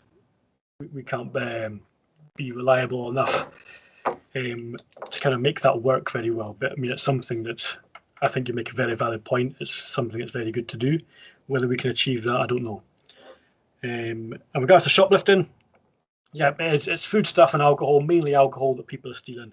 And I think there's lots of community issues or people's individual issues that would kind of make them need to go into the supermarkets and steal these items. But like I said, we do have that support mechanisms and referral processes in place where we do have concerns about people with alcohol or drug consumption or with extreme poverty. Does that answer your questions, Councillor Rosie? It does indeed. Thank you very much, Stephen. And Councillor Brimner for the 4th straight. So the police haven't, the implementation of these cameras haven't really come from the police. It's through the government and the road safety partnership. So I'm not sure when they turn on. I can probably find that information out for you. They were, when they first put the communications out, it was going to be end of June, beginning of July, but we're now into the beginning of August now. So I can confirm I have seen the posts installed. As to when they turn on, I don't know. When it comes to the back road, the Shebster Road, yeah, we have had some concerns already reported about increase in traffic, particularly speed in traffic. So clearly when we do get concerns about volume of speeding, we will look to kind of put some resources there to do speed checks and take that into account when out doing speed checks to make sure they cover that area. But we have confirmed recently with the council that as part of the ongoing work into the installation of these speed cameras, that they have put installed and they're still installed the speed survey, the rubber strips on the road. So they're actually still on the Shebster Road. So I dare say once they get a lot of information and they're able to see the impact, they can report back on us to say, has there been an increase in traffic? And if there has been increased traffic, is that traffic speeding? Does that answer your question, Councillor Bimder? Raymond? Yes, it does. And I've just had a helpful comment. I believe that one of our roads officers is in the call, and I think Josie might actually have an update as well in terms of what the question I was asking there just now. Excellent, thank you, Councillor. I don't know, Josie, if you want to, I know it's quite unorthodox, but more than happy to let you jump in. If you do have anything pertinent to add, I'm more than happy to do that. Yeah, sorry for taking over, Stephen. Morning, everybody. It's been a partnership working with the Road Safety Cameramanship and Transport Scotland, and our road safety team have been part of that working group because they've been deployed in our roads, and we've been facilitating with assisting with everything that's been going on. So the latest update we had last week, but there's signage to go in and there's calibration of the cameras to go in, and it's I believe it was a 2-month trial in conjunction with another location in Scotland. They're looking at these being temporary. They're hopefully that'll be in place soon. The main leads are actually on annual leave at the moment, so I can't give a bit more update. But we, in the meetings with them, we did highlight the concerns about traffic diverting onto the Shebster Road, and so traffic counts have been taken prior, and they will be during and post the 2-month trial period. How they're going to be published and made aware of, I'm not entirely sure. It'll be for Transport Scotland and the partnership to provide them. But the concerns raised by Councillor Bremner and probably a lot of other people were ones we'd already highlighted to Transport Scotland as well. So sorry for interjecting there. No need to apologise at all, Josie. Thank you very much for the pertinent and timely update. Members, I'm going to be looking around our virtual committee if there's any further questions. I know I'll let Carl come back in. I'm just conscious that in the next item where we've got Peter Fachenda from Focus North, he has a very hard and fast 12 deadline that he needs to leave for. So I just want to make sure I'm able to do that. Councillor Rosie, more than happy to bring you in if you can keep it brief, please. Will do, Stuart, and thanks for the opportunity. It really doesn't, I don't think it'd be fair to ask the question I'm going to ask of Stephen, so maybe something we can follow on. But I was thinking about the comments in regard to Avonlea, where you know, we're recognising there's an improvement. But I think one of the comments was that, you know, because children are now being sent to Inverness, I don't think that's the case. You know, I wouldn't want people to you know, be left with that thought. I think you know, his thinking around that was that children should be placed in different settings, and if that's the case, you know, it should be something that we celebrate here. So just a point of clarification, Chair, if you don't mind.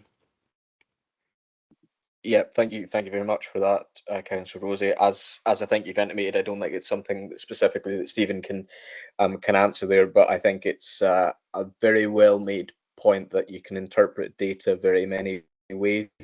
It does not necessarily give you the a very clear direction of travel. I think the point was made earlier around about the closure of Avonlea that I think is, you know, well known, been well made around the committee. But yeah, it would, you know, you'd have to pull in other data sets in order to see exactly what the ultimate ramifications of that may be. I don't know, Stephen, if you do have anything to add on that. Probably something you guys don't have information on at the moment, but no, I don't know what the local numbers are for other children that are needing that kind of services, where that's happening, whether it be locally or elsewhere. It does, I think, you know, the massive drop in numbers seems to coincide with Avonlea closing, and that's the only explanation I can provide as to why why the numbers are so different. Thank you very much, members. I'm going to, as we think we've just said, we have again been invited to comment and scrutinise the area performance report, which I believe we have done, and I just ask that we note its contents and thank Stephen for his overview of his report. Thank you very much, members. Excellent. I think, I'll be excused and you, of course, of course you can. Thank you very much. Excellent. We're now going to move on to agenda item number 7, which is the Focus North partnership. I believe there may be a slew of late arriving transparency statements here. I'm going to also, because the council leaders remind me, I do sit on the advisory group for the Focus North partnership, of which the organisation I chair, the Doonry Stakeholders Group, has a position. I will then go to the council leader because I believe he also has a transparency statement to make. As soon as we do that, members, I'm going to go over to Peter Fachenda to provide us with his presentation. Council leader. Thank you very much. I would have loved to have seen you say to Stephen that he didn't have leave from the chair there just now. Yes, I am the chair of the advisory board to Focus North, but I believe that in the context of the update, All I need to do is actually just be transparent about that. I don't really believe that I need to, that amounts to me having to make a declaration of interest. So I'll be staying and listening to the update. And also in respect of item number 9, I am chair of the Wick of the East Caithness Friends of the East Caithness Cemeteries and Amenities. But again, given the voluntary work and the nature of what we do there, I don't think it requires me making a declaration of interest. It's just a transparency statement, and I'll be taking part in that item as well. Thank you. Many thanks, Council Leader. Provost McEwen. I have a transparency statement to make about this as I attend some of the Focus North meetings, sometimes as a substitute for someone else. So I'm happy to just listen in, and I don't think I have any conflicts of interest really. So it's just a transparency statement. Thank you. Many thanks, Provost. I'll then move on to the substantive part, which is Peter's presentation. As I'm sure you will have heard by the various transparency statements, a lot of us are quite involved with Focus North and should at least have a good idea about what's going on, but it's always good to get an update in the public domain. So Peter, more than happy for you to provide a short presentation, and I am conscious that you do have a very hard and fast deadline, so we'll try and make sure that your questions and comments adhere to that. Okay, that's fine. Thanks very much, Chair. I'm just going to open the presentation, hopefully in Teams, so just take you through a few slides for a brief update. So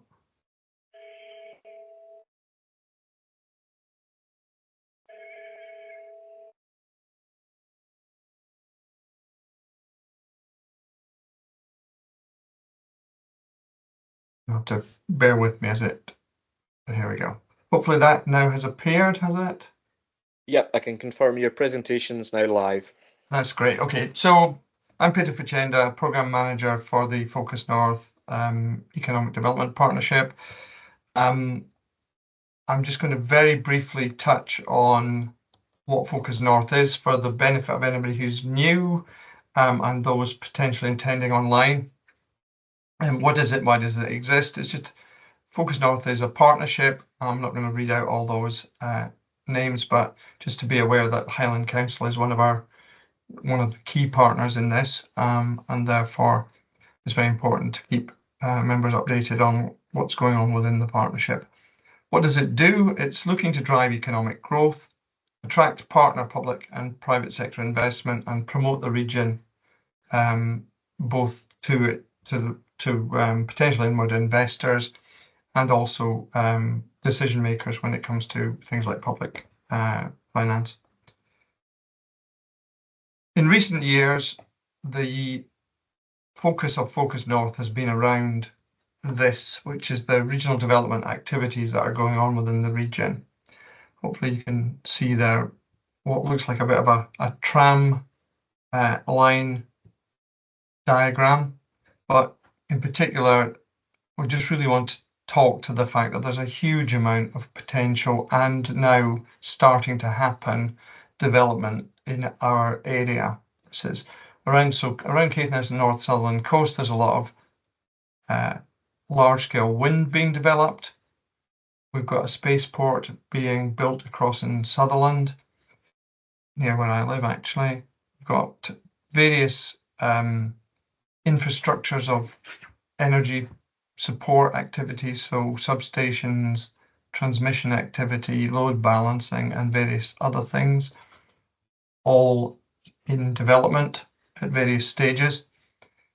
We've also got right next door to all that activity, we have the now newly inscribed World Heritage Site of the Flow Country, which, as well as being a fantastic landscape, also provides a significant number of opportunities for regional development, and I'll speak to that a little bit in a moment. So all of that's going on, and these are new things, but at the same time we've still got a great deal of activity that's happening that continues from the past. So for example, Doonray, the decommissioning site, will continue to operate for some decades to come and has its own needs for developing technology and people. And we've got a thriving tourism industry and other sectors, food and drink, manufacturing, engineering, all in the region already. So all of that together gives us a phenomenal potential for employment and economic growth over the next decade to two. So that's really the backdrop to what is driving our programme of activity currently and in the near future. We've broken our activities into three basic themes. So that around the theme of inspiring the people. So this is around trying to make sure that our young people in particular are sighted on the opportunities that are coming, and making sure that the opportunities to move to Caithness and Sutherland and the excellent job opportunities that are arising as a result of these things are known to people outside of the region. We're preparing the region. This is about supporting various skills initiatives, supply chain initiatives, and career opportunities, and growing the economy through helping support infrastructure, inward investment, and maximising the benefits from the expanding digital and hopefully transport connectivity that we're seeking to develop. So those are three areas that we're seeking to where our activities are being focused. Now, how does that actually translate into day-to-day activity? So if I look at probably the single biggest opportunity and or risk for our region currently is about this skill of the pool of skilled people that we have in our region, to make sure that these opportunities are developed with maximum benefit to our local region. That's our vital focus, because our region has got these opportunities, but if we're not careful, some of the benefits for that not as much of the benefit of these activities will fall to us here in our area. So it's very important for us to make sure that wherever possible, we're developing local benefit as a result of these projects. So you'll see, for example, things like our Focus North Conference, which was back in February. We produced quite a lot of promotional film and online content for that, which we continue to use to promote our area. We've developed some recruitment tools and employer toolkit to help local businesses attract people to the region. And that's an ongoing focus of activity around trying to make sure that our region gets well spotted, is well seen by potential employees when they're looking for opportunities in these new industries, in particular renewable energy, space, and these other exciting new things that are happening all across the country, not just across Scotland. And we want to make sure that we're very visible to people who are looking to move into those careers. And of course, we want to make sure that our own local young people in particular, or those seeking to move careers, have the opportunity to see what career possibilities are on our doorstep, but also that they have a clear path for them to move into those jobs. So some particular things that I'll just pick out that have happened recently. That we're operating a program called Net Zero Nation. This has now got 15 local businesses, supply chain companies, but also community organisations and social enterprises, all looking at what their carbon footprinting is, and I'm developing a plan for reducing their own carbon footprint, whilst getting a internationally recognised award to show them that they are doing that. And that's got two areas of benefit. One being obviously an economic benefit to the business in that it reduces their costs, it reduces their environmental impact, so that's a highly desirable outcome in itself. But it also allows businesses to become leaders in their own particular sector in marketing themselves as being businesses that are leading in this area. And that's something that the Net Zero Nation programme is very strongly focused on and demonstrating that benefit. We've got some additional funding coming into things like apprenticeships. We've had about £150,000 now put into privately funded apprenticeships from Dounreay, the Nuclear Decommissioning Authority, and West of Orkney Wind Farm. That's now supporting local craft apprentices mainly. That's additional funding over and above that, which is available through the normal routes for apprenticeship funding. And we're working on particular project activities that are in support of individual strands of activity. So, for example, we're very keen at working closely with partners on ensuring the airport at Wick both continues to operate in the manner it is, but also expands to meet the growing demand that we foresee through the region over the next several years. And there's some quite exciting and interesting things going on around new types of air travel possibilities, around using things like hydrogen-powered aircraft, hybrid aircraft, which are for those that have seen things like blimps or airships of that kind. There are those kinds of technologies being developed, which we think would sit very nicely or very well within the Highland region, and would expand the ability to operate transport activities out of Wick. So there's those kind of things going on. We've got work going on around supporting space industry opportunities, which, for example, are businesses that are perhaps using space-related data or space relevant technologies to attract them to our region in support of having a spaceport based here. So those are two specific examples. A third one is the peatland activity. I mentioned that, as well as the UNESCO World Heritage Site being a fantastic recognition of a world-class landscape, there's also significant benefit from the potential for restoration activity that needs to be undertaken to support the health of the peatlands. About half of the low country area, not the World Heritage Site, but about half of the total area, about 45% actually, is degraded in one way or another, is not fully at its maximum possible health, and therefore could do with being having some work done on it to restore it to full health.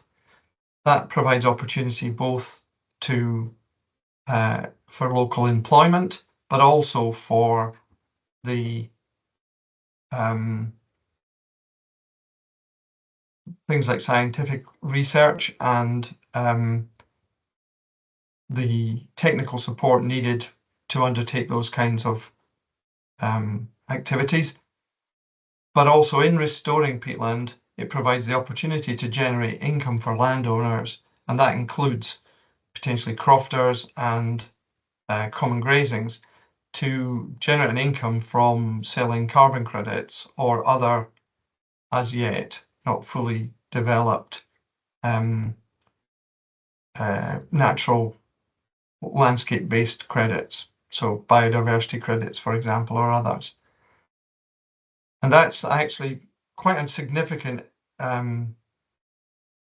potential industry. There's probably anywhere from 70 to a couple of hundred people needed to undertake that work over the next 15 to 20 years. And we're running some training in September to help local contractors expand their skills into that region. And there's 15 people going on that training. And the two pilot sites that we're currently running under the Flow Country Partnership charity are providing significant contract opportunities for local businesses. So we've got the two preferred bidders are both local, one of whom is moving into peatland restoration from having not done any of that kind of work previously. So those are some, just a quick touch on some of the specific activities we're currently working on. Future possibilities, we're still exploring the idea of some kind of innovation approach, innovation centre, perhaps even a business park type approach. That's still in early discussions, but we're currently looking at how we're going to resource the next steps of developing that. We've also got some work going on around infrastructure, looking at things that could be being done in the region and making sure that our ports are fully supported in anything that they can do to generate additional income as a result of all of the offshore wind activity currently happening. Okay, I think that largely talks to everything I was going to speak about. My final slide, the key initiative slide, is actually just a discussion, is a list of those things that I've just discussed based around the graphic. So I'm quite happy now to take any questions at that point. Thank you very much, Peter. I'm going to go to members of the Caithness Area Committee, whether you have any questions or comments. I'm just going to stop sharing that. Yes, that'd be ideal. Yeah. Peter, allow me to hopefully see any digital hands as they arise. Members, any questions or comments for Peter or indeed for Focus North? Not seeing anything as of yet. Sorry, Councillor Rosie, first of all. Thank you. Good morning, Peter. Thank you for your presentation. I don't think it's a question for Peter. It's been really interesting to view what's happened in regard to Focus North probably over the last 18 months with, a relaunch, and I find it really exciting to see what the opportunities are. I guess my comments are not for you, Peter. I think I've thought for some time it should be a period of reflection on what we do and how we do it. So we currently, I always think it must be hugely difficult for you, Peter. You deal with an executive board, the delivery board, advisory board, industry forums, there are subgroups. It must take up a huge amount of time. And then, so it leads you to wonder, the actual delivery of things, does that impede you? So I think it's long overdue that there's a focus on that. And I apologise, I missed Friday's advisory board meeting. I'm a regular attendee, although I'm not a member. But I just think getting back to the level of opportunity, and when we, as elected members, meet representatives of various industries, but particularly renewables industry, I think there's an enthusiasm to create opportunities and development in the county. And I get a wee bit disappointed at the pace of development. So I just, I guess I'm seeing Councillor Brenner's got his hand up now, and it'll be interesting to get his comments. But I just think it's a bit too clunky, and it'd be good. And feel free to contribute, Peter. I'm not preventing you from commenting. I think it's just fair to get wider comment on that points. But thanks for your presentation, Peter. Thank you, Councillor Rosie. I don't know, Peter, if you want to make comment initially, or will I let the council leader potentially come in as well? Because I have a feeling this might be on a theme. So I don't know. It's up to yourself Yeah, as you fine. giving the. Yeah, well, Councillor Berman, I'm sure will. Yeah, why don't you chip in? Yeah, I will bring in. Thanks. And the Provost of Thurso is correct. It is on a theme. And it is, I wasn't actually going to comment, but given the comments of Councillor Rosie, as part of the advisory board, anything that we would consider that would speed up process and speed up pace across the partners would be welcome. And one of the tasks of the advisory board is to reflect on that. And I would be, I absolutely think that that has been reflected on and is being reflected on, and that that going to the Focus North executive board, I would be highly surprised if they are not actually reflecting on that as we speak. And I'm sure that Peter is going to hopefully confirm what I've just said. Yeah, that's exactly right. I mean, you're quite right that resourcing to get things done is always the principal challenge. It doesn't matter what area of almost life you're talking about, but for the partnership, you're right, Carl. I do spend a lot of time talking to various groups and forums, but actually that's part of that has to be done, because without that two-way flow of information, we don't get clear vision of what we need to be done and what else other people are doing, so that we're not launching things or trying to do things that are already underway. And that coordinating of activities really is vital, because particularly with diminishing resources across a lot of sectors, public sector, is challenging financing very often, increasingly these days. We need to make sure that we're coordinating our activities, and that's really important. I would say that over the last 18 months, whilst the pace of change may be frustrating for all of us, I would say that we're definitely making more progress more quickly than in some areas than we have done previously. Because we're able to focus on smaller numbers of things and increase the resources from partners, and that's been a theme that's been very pleasing over the last year in particular, how much direct partner influence and direct partner resources being put onto the priorities in our area, which has been highly pleasing. So I hope that kind of helps give a bit of background to it. Thanks, Peter. Carl, have you got any further comment there? Are you quite happy with the response? No, thanks for your feedback, Peter. That's excellent. Thank you. Thank you very much. Members, any other questions or comments based on Peter's presentation or more generally about Focus North?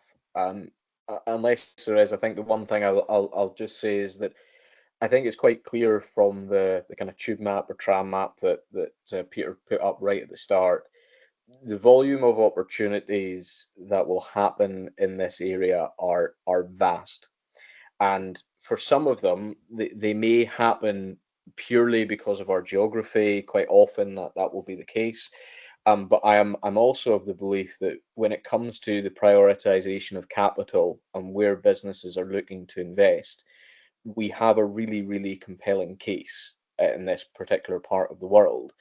But in order to make sure that we can take advantage of those opportunities, it is a case that we need to, quite frankly, ensure that our people, the skills, the expertise, the infrastructure is there to support it. Because you could be looking at a type of economic transformation where effectively our view of the industrial part of, or the industrial is probably the wrong word, but if you look at the epicenter of wealth creation, effectively we are taking the map and we're putting a crease right down the middle of the UK, and effectively it's coming up to us. That's where the opportunities are coming, and that does not necessarily mean that that's reflected in the infrastructure or some of the, I would say, organizational strengths that we have up here. So there is a power of work to be undertaken, but we are uniquely placed in this part of the world by having a partnership where we regularly have most, if not all, of the major funders, those who look at skills, those who look at the infrastructure at the table. And I'm a big believer that, you know, we need to use this vehicle to the very best of our ability. And as councillors, we're here to represent the Highland Council, and it's to ensure that, you know, our voice in this part of the world is really, really loud. That's important. It's dead easy for us to do that, but it's actually to put forward proposals and indeed solutions, because I'm a big believer that this part of the country will be able to offer solutions that can be rolled out right across not only Scotland but the UK, and we need to keep on beating that drum as best we can. Provost McEwen. Oh, thank you, Chair. And I agree with everything you've said. Yeah, I'm really very interested in the skills and this apprenticeship partnership we've got working with us to make sure we have the skills in place and working with the college, etc., etc. I know this is business focus and different things, and hopefully the investment will from third parties and businesses will help pull this through. I'm actually quite excited because when I first became a councillor, I thought it was really moving very slowly. But when you put up your timeline there, you know, I'm really, really quite excited that we are starting to move places now, and we will be ready to grasp any opportunities we've got coming up here, and we've got the right people in these positions to do it for us. Thank you. Thanks, Provost McEwen. I don't know if you've got any comment to that, Peter, at all. The one thing I would ask you is what else can we do? That's probably the big thing, you know, around this table. Yeah. What else can we do to support you? Well, I mean, in response to that, one of the reasons that we've identified that tramline approach is a lot of what's happening seems to be not happening. If you understand it, it's not very visible at the stage because there's a lot of planning and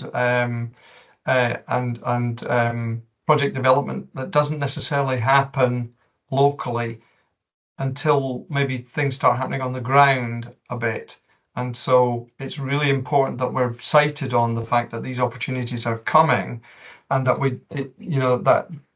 that we're responding so that that local young people in particular see these opportunities coming and are having the opportunity to be trained in those skills, so that when the jobs do start coming available, that it, you know, they're ready, prepared to take them, and are able to stay locally and undertake, you know, and do that work. In terms of what, I mean, you know, resources are just people who can move projects forwards is absolutely the vital issue. And, you know, we've got various discussions going on around, for example, the innovation piece. We're hoping to have a solution for being able to move that forwards. It's just being able to get to a point where you've got a project that's ready to go, so that you can either sell it to, whether it's private sector or others, as a you know, vital project that needs to be done. It's getting to that point where it's ready to go is vital. So any help that to move it in that direction would be extremely helpful.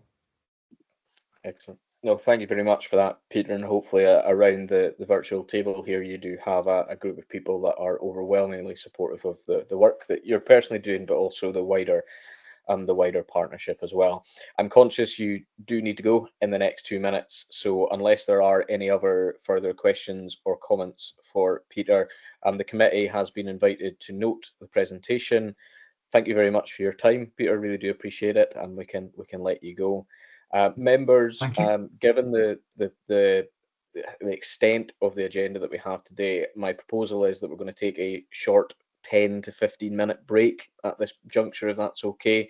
So it'll be returning roughly about 20 past 12, and I'll look to restart at 25 minutes past, because I know some of you can't keep to time particularly well, including myself. So we're going to have the target of 20 past. How very dare you?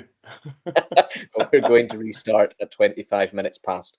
So if I could look for either the recording to be paused, and we'll be able to reconvene at 25 minutes past. Yeah. Good afternoon, members. Thank you for returning to the Caithness Area Committee. As it was just a very, very short adjournment, I do not intend on recalling the roll. So if any member has joined since the roll was called earlier, and has not been acknowledged, can you please ensure that you make yourself known to both myself and the clerk? That would be ideal. We have just finished our 7th agenda item, which was the Focus North partnership presentation by Peter Frechenda, which means we're now moving on to the winter service plan for 2024 and 2025. That has been circulated in the meeting pack, and I'll invite, I believe it'd be yourself, Josie, to give us an overview. And I think the big thing here, members, is we are being invited to approve the winter service plan. But what that does mean is if you're seeking to make any amendments, you need to be able to find another way of doing it. This is not something where we can put additionality into the proposal. We effectively have a very concrete envelope of what we can do, and essentially anything you'd want to either remove or take in has to be substituted in some way, shape or form. So that is a little bit of the context, and I'll pass on to Josie. I was going to say morning, but it's now afternoon, members. Yes, as Chair covered, the paper's been circulated, and it's the winter service plan for Caithness for this coming winter, and it's been prepared in accordance with the Council's winter service policy, which has largely remained unchanged since 2018, and so there's very little change, if anything at all, to the report. It sets out the hierarchy of the roads. It sets out the target times for the delivery of the service during the weekdays and the weekends. There's a map shown at the back which will highlight the primary and secondary routes, and then all the others, and that will fill in with where the delivery times are. As previously, the resources are also detailed, and where they're located is detailed within the map. And as previously, same as last year, we also still have the Council's winter resilience scheme, which is available to communities. Details are in the report and listed on the Council's website for the communities to uptake if they want to provide that additionality in their area. The one section I would draw your attention to is section 11, which is where we describe how we deliver and provide grip bins. Currently, there is a policy being prepared, and it's going up to the E&I committee on the 22nd of August. If that policy is approved, it would supersede that paragraph that's in the report, and the conditions of the policy would apply. Hopefully it'll go through, but at the moment it's still in draft format, awaiting member approval.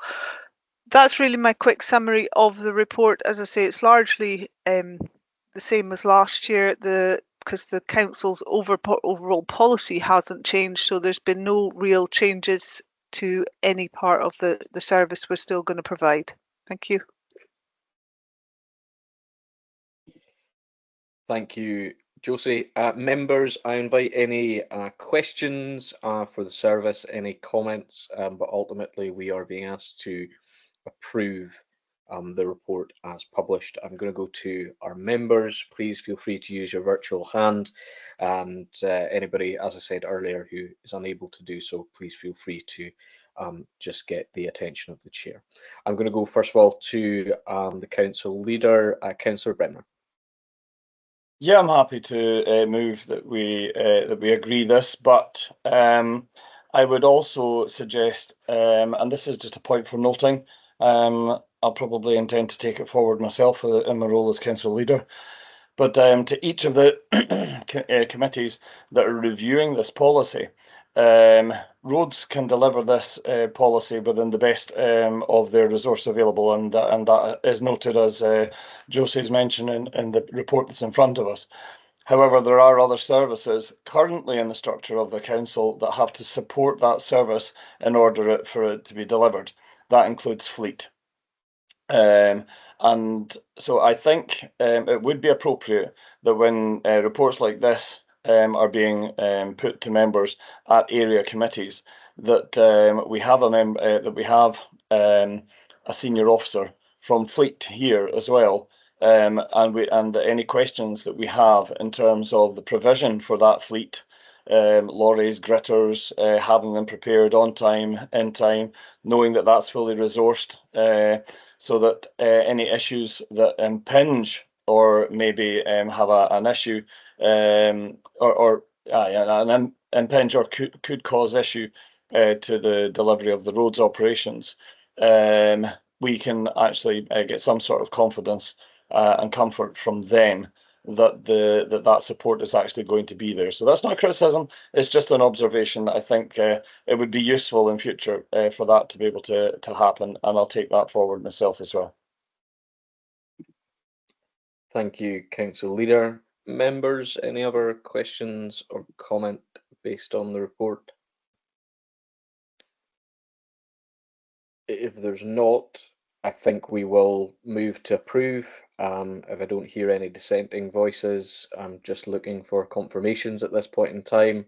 Either nodding heads or yeses would be useful, because it is a decision, members, if that's okay. Yeah, I'm happy with it. Yes. I'm happy. Perfect. Thank you very much, members. Josie, please consider that approved on behalf of the Caithness Area Committee, and that means that we do have our approved winter service plan for 24 and 25, and as members of the public will already see that that is a public document, and these particularly the hierarchy of routes is something that is published and should be known, and particularly amongst community councils and community groups as well. So thank you very much, Josie. I don't know if you have any additional comment there.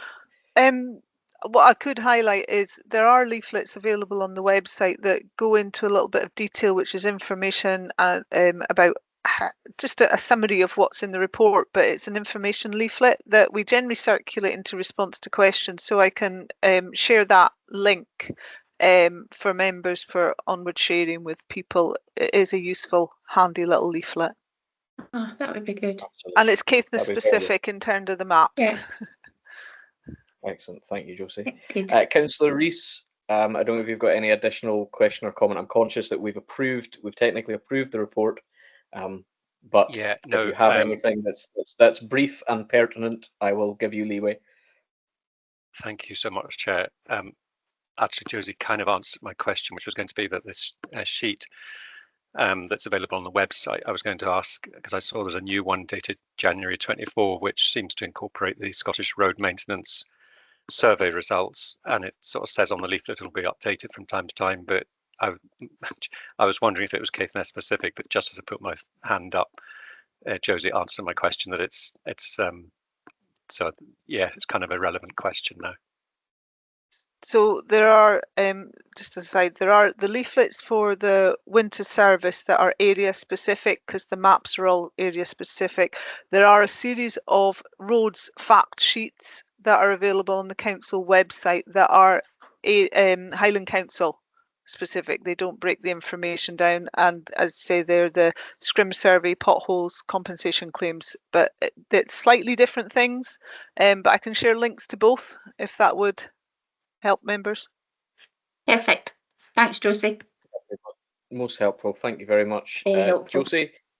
Really appreciate your time on this matter. Very important. Although it's beginning to feel wintry, although we're not quite there yet. It always springs upon us sooner than what we ever would think. So it's always good to get these approvals done as early as possible. So thank you very much, Josie. We'll then move on, members, to agenda item number 9 as issued in the published agenda, and that is Bereavement Services project updates. This is a kind of first for the committee. If I can remember, in the last couple of years, I have seen similar reports going to particularly the Sutherland Think Lochaber committees, giving members an update of what's going on within the service, and I'm absolutely delighted that this is being brought to our attention today. For my sins, I actually don't know who is presenting the report today, so please feel free, whatever officer it may be, to begin your report, and then I will invite questions and comments from members of the committee. Thanks, Chair, and good afternoon, members. I'll be presenting first of all. I'm the John McLean Bereavement Services Manager, covering the whole of the Highlands.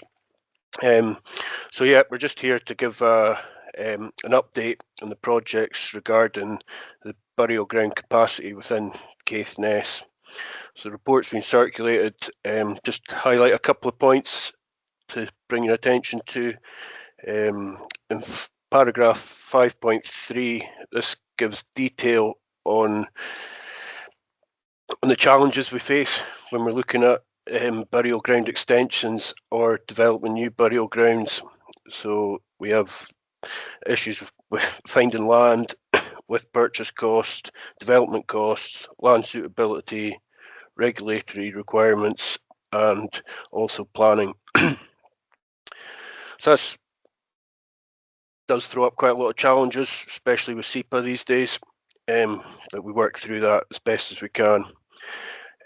Appendix 2, the back of the report there, that summarises the progress of the current projects. And as you'll see there, that all projects are RAG status green, except for Mount Vernon, which is currently amber. We expect Mount Vernon to go to green just as we progress the land purchase sale, which we're, as I say, in the process of doing presently. Ray, the suitability of the land adjacent to the present cemetery has been investigated. In Wick, where the land around the present cemetery is unsuitable for an extension due to ground conditions, so we're in the early stages of investigating possible new sites. Keith, through land investigations, we confirmed that Highland Council actually own a section of land next to the present cemetery, which could potentially give us an additional 10 to 15 years capacity. And then just to finish off there, the good news is that the new extension at Caithness Bay is just about complete and should be finished in the next few weeks.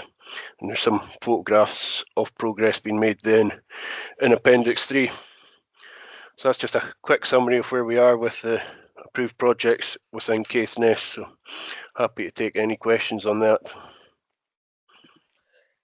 Thank you very much, John. Apologies for not knowing it was yourself providing the report. So thank you very much for one, giving us the report, particularly pertinent to the Caithness area, and also for your overview.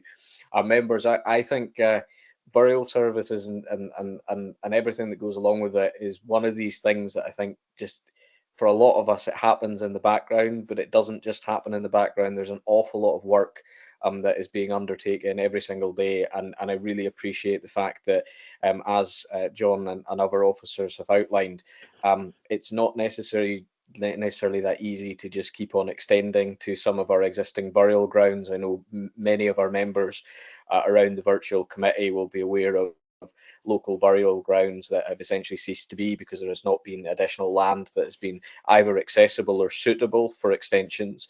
Having said that, it's also good to see some of the really meaningful progress when we're driving out to the Highland Games at May. It was really nice to see really good progress, as you said, John.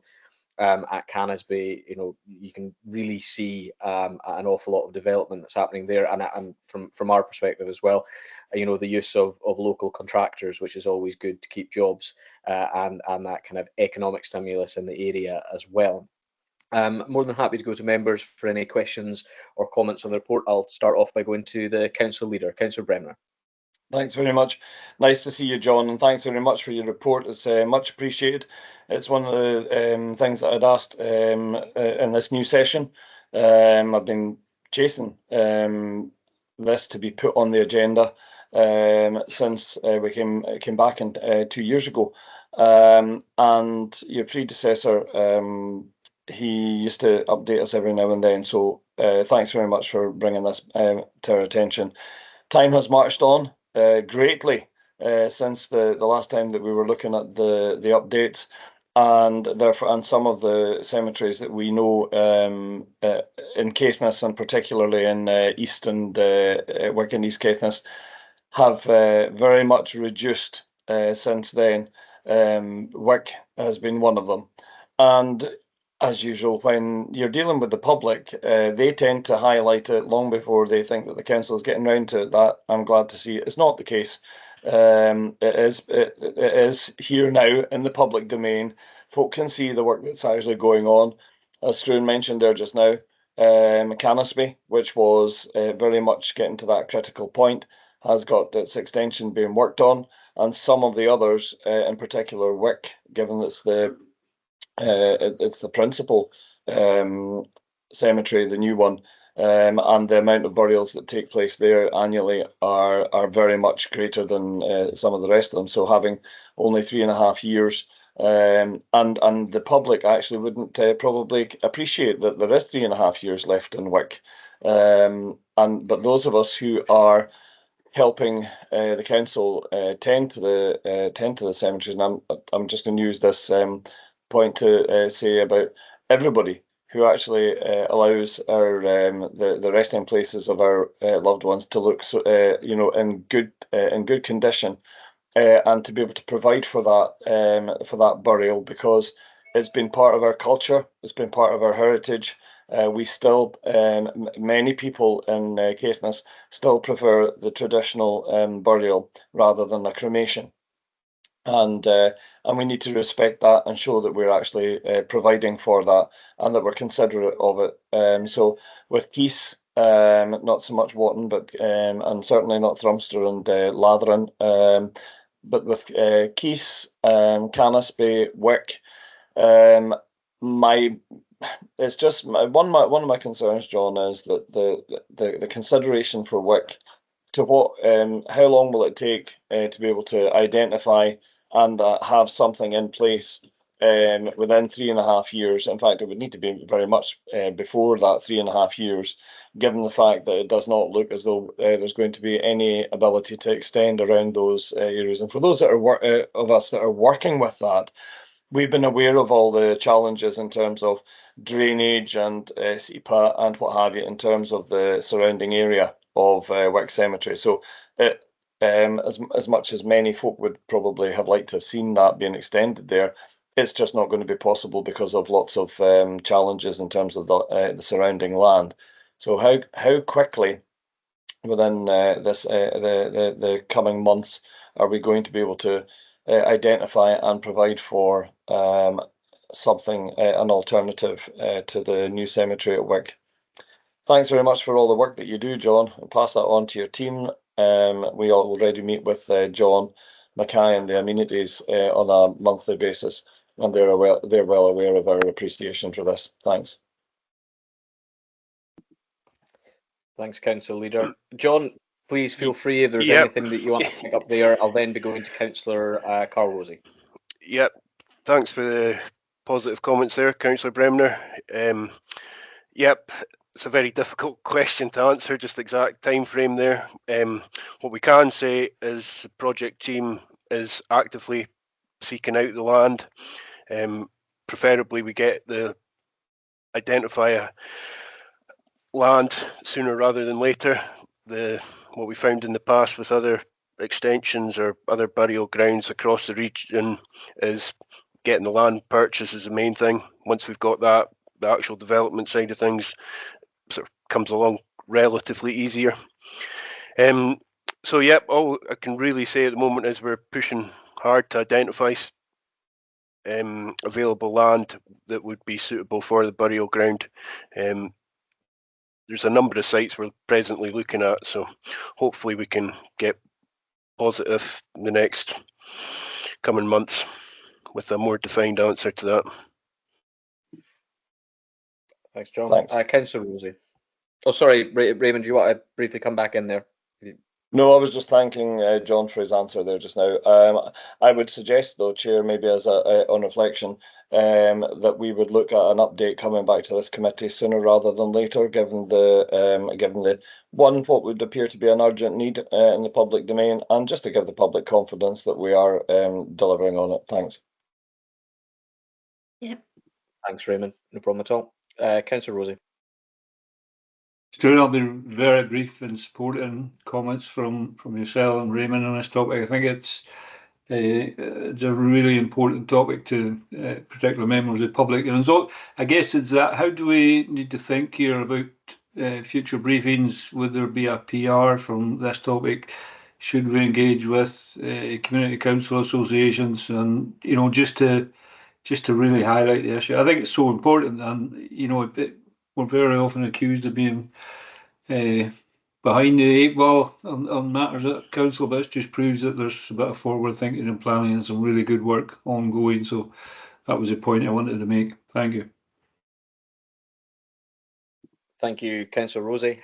Members, have we got any further questions or comment? I think it's a very good report. I think the numbers there are quite stark in some places. I fully intend on being buried in Ray, so I need to get a shift on. It looks to make sure I'm in the same burial ground area as my granny, my granddad, and my mum and dad haven't passed yet, but they're proactive. They've bought their lair, but it does show you, I think, in terms of the real variation across the piece in terms of how close we are at capacity for some of our sites, and indeed how much longevity we have with a number of the other ones, which I think is very interesting to read from a kind of corporate kind of perspective that we obviously have to look after. Members, on the basis that the council leader has noted that I think it would be useful for a further update to be coming to this committee in regards to progress on the identifying a suitable and hopefully purchasing land in respect to the Royal Borough of Wick. I'm proposing to add a third part under the recommendation. So we've got the first two, which I'll ask for you to note at this moment in time, and that is to note the progress of burial ground extensions in the Caithness area. Are we happy for that to be noted? Yes. Noted. The second one to be noted is the challenges with identifying and developing suitable land for burial ground development. I think, again, we're more than happy for that to be noted. Yep. And then I'm looking to effectively add, it's not necessarily under the recommendation, but essentially add that the committee then asks the service to provide further updates regarding the location of a suitable site for Wick, and to, I don't know what members would be looking for, but to inform Caithness committee at the earliest opportunity. I don't know, Raymond, if you have any different wording that you would like to see there.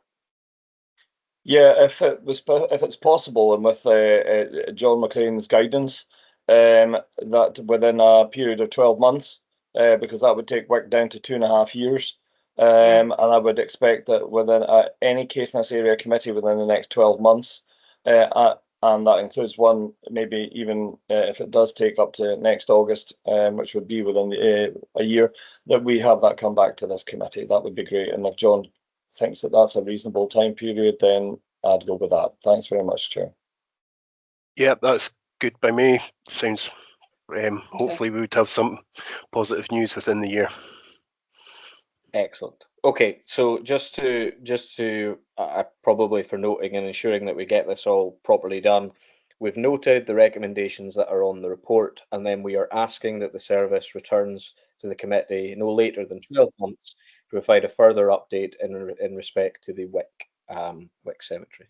Raymond?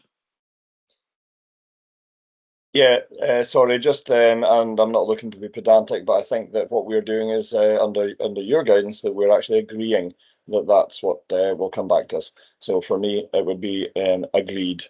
Thanks. Agreed. Perfect. Thank you very much, members. That's great. And I'll make sure that that's passed across to the clerk, just so we've got the exact wording that'll then go in for the minute. Thank you very much, John. Really do appreciate your time today, and I'm sure there will be further dialogue within the 12 months, but we do appreciate this kind of strategic update in respect to the Caithness area. So thank you very much for your time. We then move on to our agenda item number 10 as circulated, members, and that is the Wick Common Good Fund invitation to pay parking scheme, and I believe we're going to get a update on this one from Shane. I think, have you joined us, Shane? Yes, I can see you at the tail end. I believe this is a relatively transactional report, Shane, based on my briefings, but it'd be great for you to provide an overview and invite any questions from the members. So, Shane. Thank you, Chair. Good afternoon, members. So yeah, this is very much as the chair has described. It's a transactional report. I don't always actually attend, but just in case you have any questions, we report to members through a briefing note exactly what has been raised through the invitation to pay scheme, and obviously the added complexity of two of the sites being common good fund sites. Due diligence requires that we submit all funds to the common good fund at source, and then as a service we draw back any costs, and they have to be agreed by the members responsible for the common good funds. That's the purpose of the paper. To highlight to members that we've incurred costs of £2,500 to actually deliver the invitation to pay scheme on the common good sites, and get members' approval for us as a service to draw those costs back. That's in a nutshell where we are, but I really open the floor to questions, members. Thank you very much, Shane. I'll go to, and this is quite Wick specific, so I'm always minded to go to our colleagues on the east side of the county first, and before bringing in equally as important colleagues on the west, but it is their common good fund after all. I'm going to go to the council leader first, Raymond Brenner. Thanks very much again, Chair, and thanks, Shane, for this report. We are in a position now where we can actually read a report like this that tells us about income generated on a common good area in Wick. We did not have that previously. It was denied for many years, and now we do have it. So first of all, I'm welcoming that. The very fact that the common good has got the ability to be able to make money, and hopefully in the future will benefit the people of the Royal Borough of Wick. The second thing is, in terms of the amount of money raised, there are, I would suggest, Shane, and I know I've spoken to this before, that going forward we actually survey the area in terms of signage. We are, to my mind, we are not highlighting the service that we have got, and we've just newly tarred that area. Just in the past couple of days, we now have it's getting better and better in the town centre of Wick. We've just tarred outside the Norseman Hotel and down where the new toilets are, and we'd redone the car park some time ago now. And I would really like to see us evaluate the signage there and make sure that as many people as possible know that that car park, that those two car parks are available for use, and also when they get there, that the invitation to pay is as well advertised in those car parks as possible. That of course means that the locals, if they wish, can make a contribution, or they can park for free. And we know that most folks who are tourists expect to pay, and they do. The third point that I've got is in relation to the Camps car park. Now, the barriers at the Camps car park and the suitability of that car park, because it's common good, really needs some sort of attention, given the temporary nature of some of the fixes that we've done to the barriers that are there. When we have times of storm, vehicles can get damaged in that if they park in certain bays that are close to the bank, they could sustain damage. The barriers themselves, there are issues there. I'm happy to re-forward any photographs, and I'd like us to be able to see how we can develop that area. Now, that would cost money. I dare say that would end up coming from the common good, but I think there needs to be a discussion in terms of the safety of that car park and its appropriateness for use in certain bays there. It's just a bit difficult to be able to consider that we're charging people to pay in a car park that actually needs a fair bit of work, as far as I'm concerned on that one. And it is a matter that's been raised by the Royal Borough of Wick Community Council as well. So 3 points there, Chair. Thanks. Thanks again, Shane. Thank you, Councillor Bremner. Shane, just because there's a couple of different themes in there, I'm going to invite you to respond, and then I'll go to the Provost of Wick, Jan McEwen.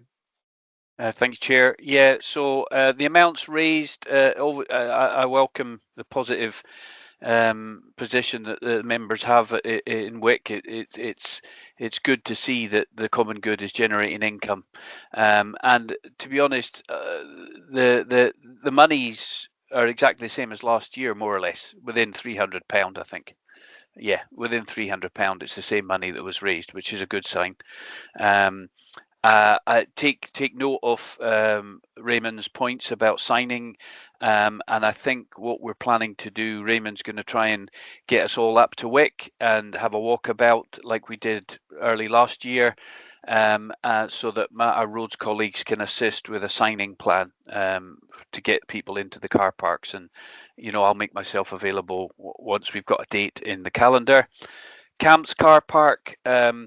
Yeah, Camps car park was always going to be a coin toss whether it actually made any money. It has made a bit of money, not a huge amount, but I've got to confirm what Raymond suggested, is that any costs relating to the car park will come from the Common Good Fund. There is no roads allocation for any car parks actually, but specifically when it comes to common good, they are rechargeable to the fund, because any income that's generated goes directly to the common good fund. So and that's a discussion that we can have offline, Raymond, and maybe when we come up for that walkabout, we can have a look at it and see if any suggestions about any sort of screening type barrier that would maybe prevent some materials coming into the car park. But again, Raymond's quite rightly highlighted there will be a cost to that and a bit of thought put to it before we can move it forward. Thanks, Shane. I don't know if you've got any follow-up there, Raymond, or are you quite happy with what's been outlined? So yeah, I was just putting it in the chat there.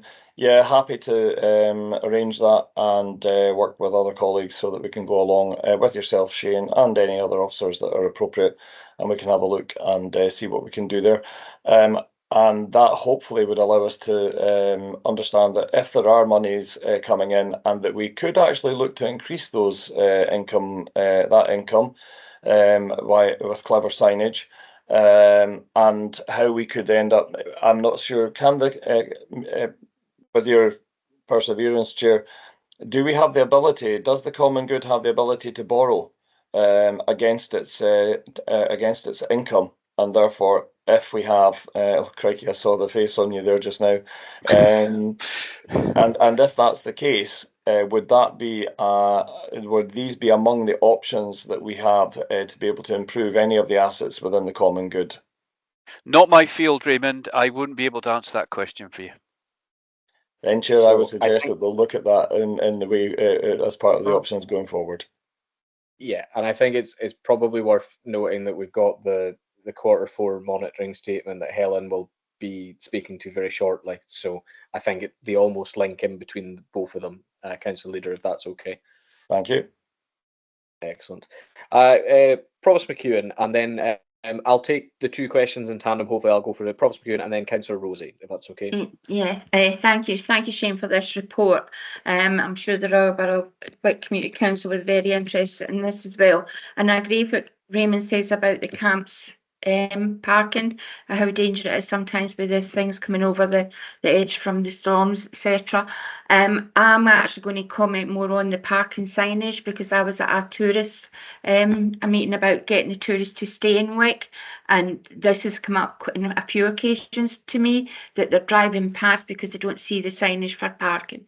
So better parking signs for our Norseman car park and the camps would be very much appreciated. I don't know whether that would come out of our Common Good Fund or that would come out of the Roads Fund. I think that'd be something, but the signage has come up a couple of times to me. The tourists only seeing the parking signs in Wick, so that would be much appreciated. I might actually, my battery's running low, folks, so if I shut down, please, I apologise now. But thank you, and I'd like to do the walkabout with Shane and Raymond as well. Thank you. So, thanks, Provost. Yeah, Chair. Councillor Rosie, and then I'll be able right. to bring you Okay. in, Shane. I'll just put the two of them together. If that's okay. Okay. Councillor Rosa. Yeah, thanks, Struan.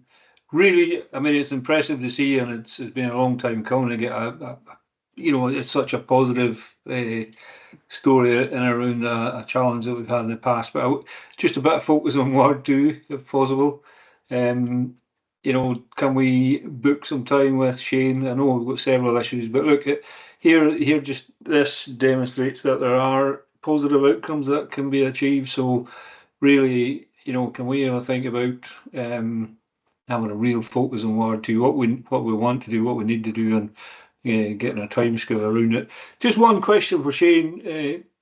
Shane, and it's actually a report from another councillor, but and it relates to a different area of the committee. But I note that they agreed not to pay the council the running costs of the invitation pay scheme because they questioned 29% increase in costs. I don't know if there's an outcome on that, but obviously I'm sure it'll be of interest. If you could just give us an update on that, please. Thank you. Thanks, Carl. Shane, if you want to address the last two councillors, please. Okay, thank you, Chair. So, Janet, yes, the costs relating to road signage, so directional signage, comes from any relevant roads budget. It doesn't come from the common good. So it's the road operation of the road network doesn't come from the common good fund. So that's a that's a plus. That's a plus. Okay. Maybe my roads colleagues would attempt to argue otherwise, but I certainly wouldn't be seeking money from common good for external road signage. Ward 2 and Thurso, yeah, so there's definitely scope, Councillor Rosie, for we've got the Thurso traffic management study, which is overdue, and I hands up, and I agree that it's overdue. I would only say that it's not only Thurso that's waiting. I've got one in Glenmore. I've got a couple in Lochaber, and these are meaty pieces of work that do take a long time to get through. So I'm just back after 5 weeks out of the game. Another excuse for you. There we go. Excuse number 2 of the day. And I'm going to be chatting with my team because I thought we were very close to have that reported in June.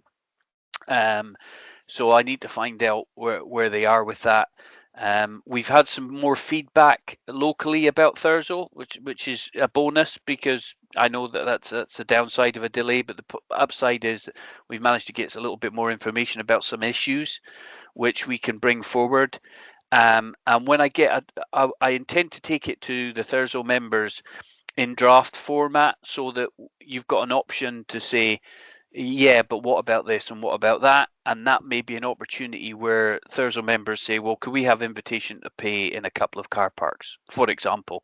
Because we did ask the question in the study and we didn't get a negative response. We had a few people said, yep, that's that. They didn't see any issue with introducing pay and display where it benefited the community. And I would just ask members to note that unlike Common Good Fund, it's dealt with slightly different, and 50% of all net income does go back to the area committee for your discretionary spend. It's slightly different than the Common Good, which 100% must go into the Common Good Fund, and then we draw down costs. And the comment about costs, we charged £2,400 last year, £2,403. We're £2,501 this year.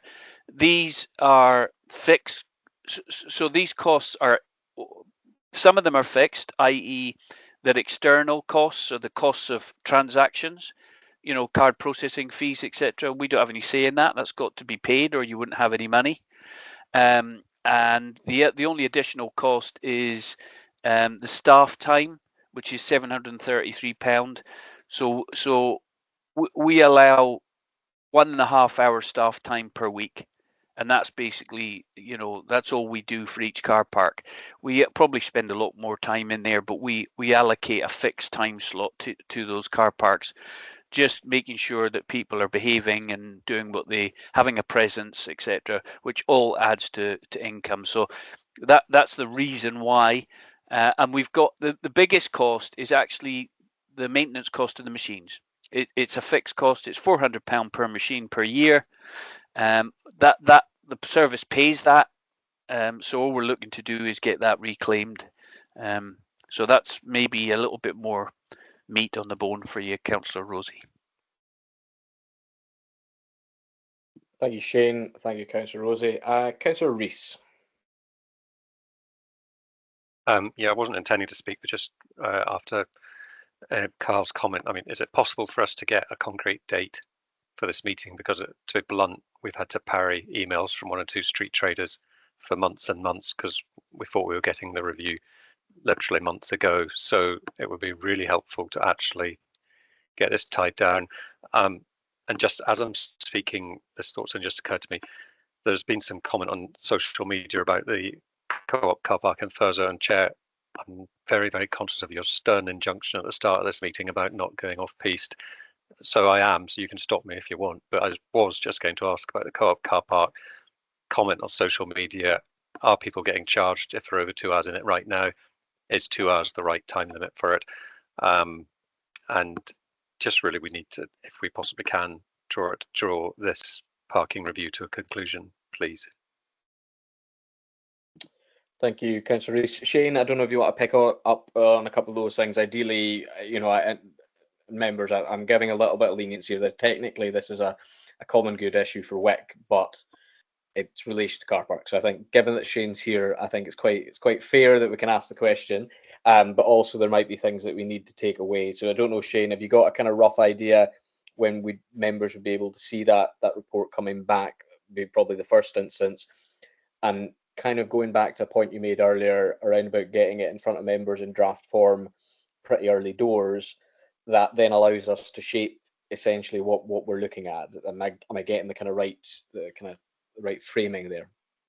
Yes, definitely, Chair. So as I say, I'm back today. I will be meeting with my team during the course. Some of them are on holiday, some of them aren't, to try and see. I mean, I would like to get it out to you members in draft form this month, right? Just get it to you, you know, this month, August, get it in draft form, even if it's not the finished article, with all the sort of recommendations that we have gleaned from the report. And then members can feed back into that draft format so that we can have a formal meeting, you know, whether we include it in another committee diary or we have a special meeting. I'm glad to attend a special meeting. As far as the co-op's concerned, we're not enforcing the 2 hours at the moment because we were conscious of some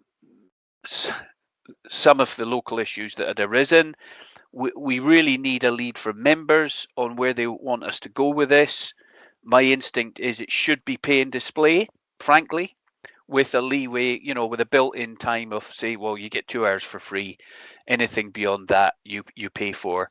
So if somebody wants to spend 3 hours in the town or 4 hours, they pay a couple of pounds to stay in the car park.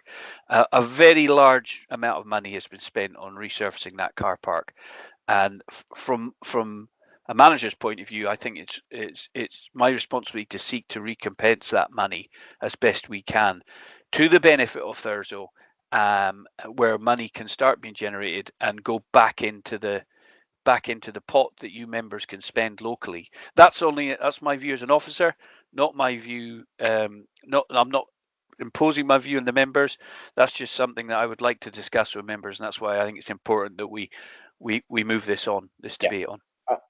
Absolutely, Shane. Okay, so I think in terms of, again, going back to the agenda and what's being discussed, I think there's definitely a kind of urgency for being able to get that report coming back, and then the Ward 2 members can have that discussion in depth at the point that we have something in draft. I'm quite happy that we've probably reached the elasticity point away from the topic as best as we can before it snaps. So thank you very much for that confirmation, Shane. I don't know, Council Leader, were you wanting to come in, or was it just the last point that I made?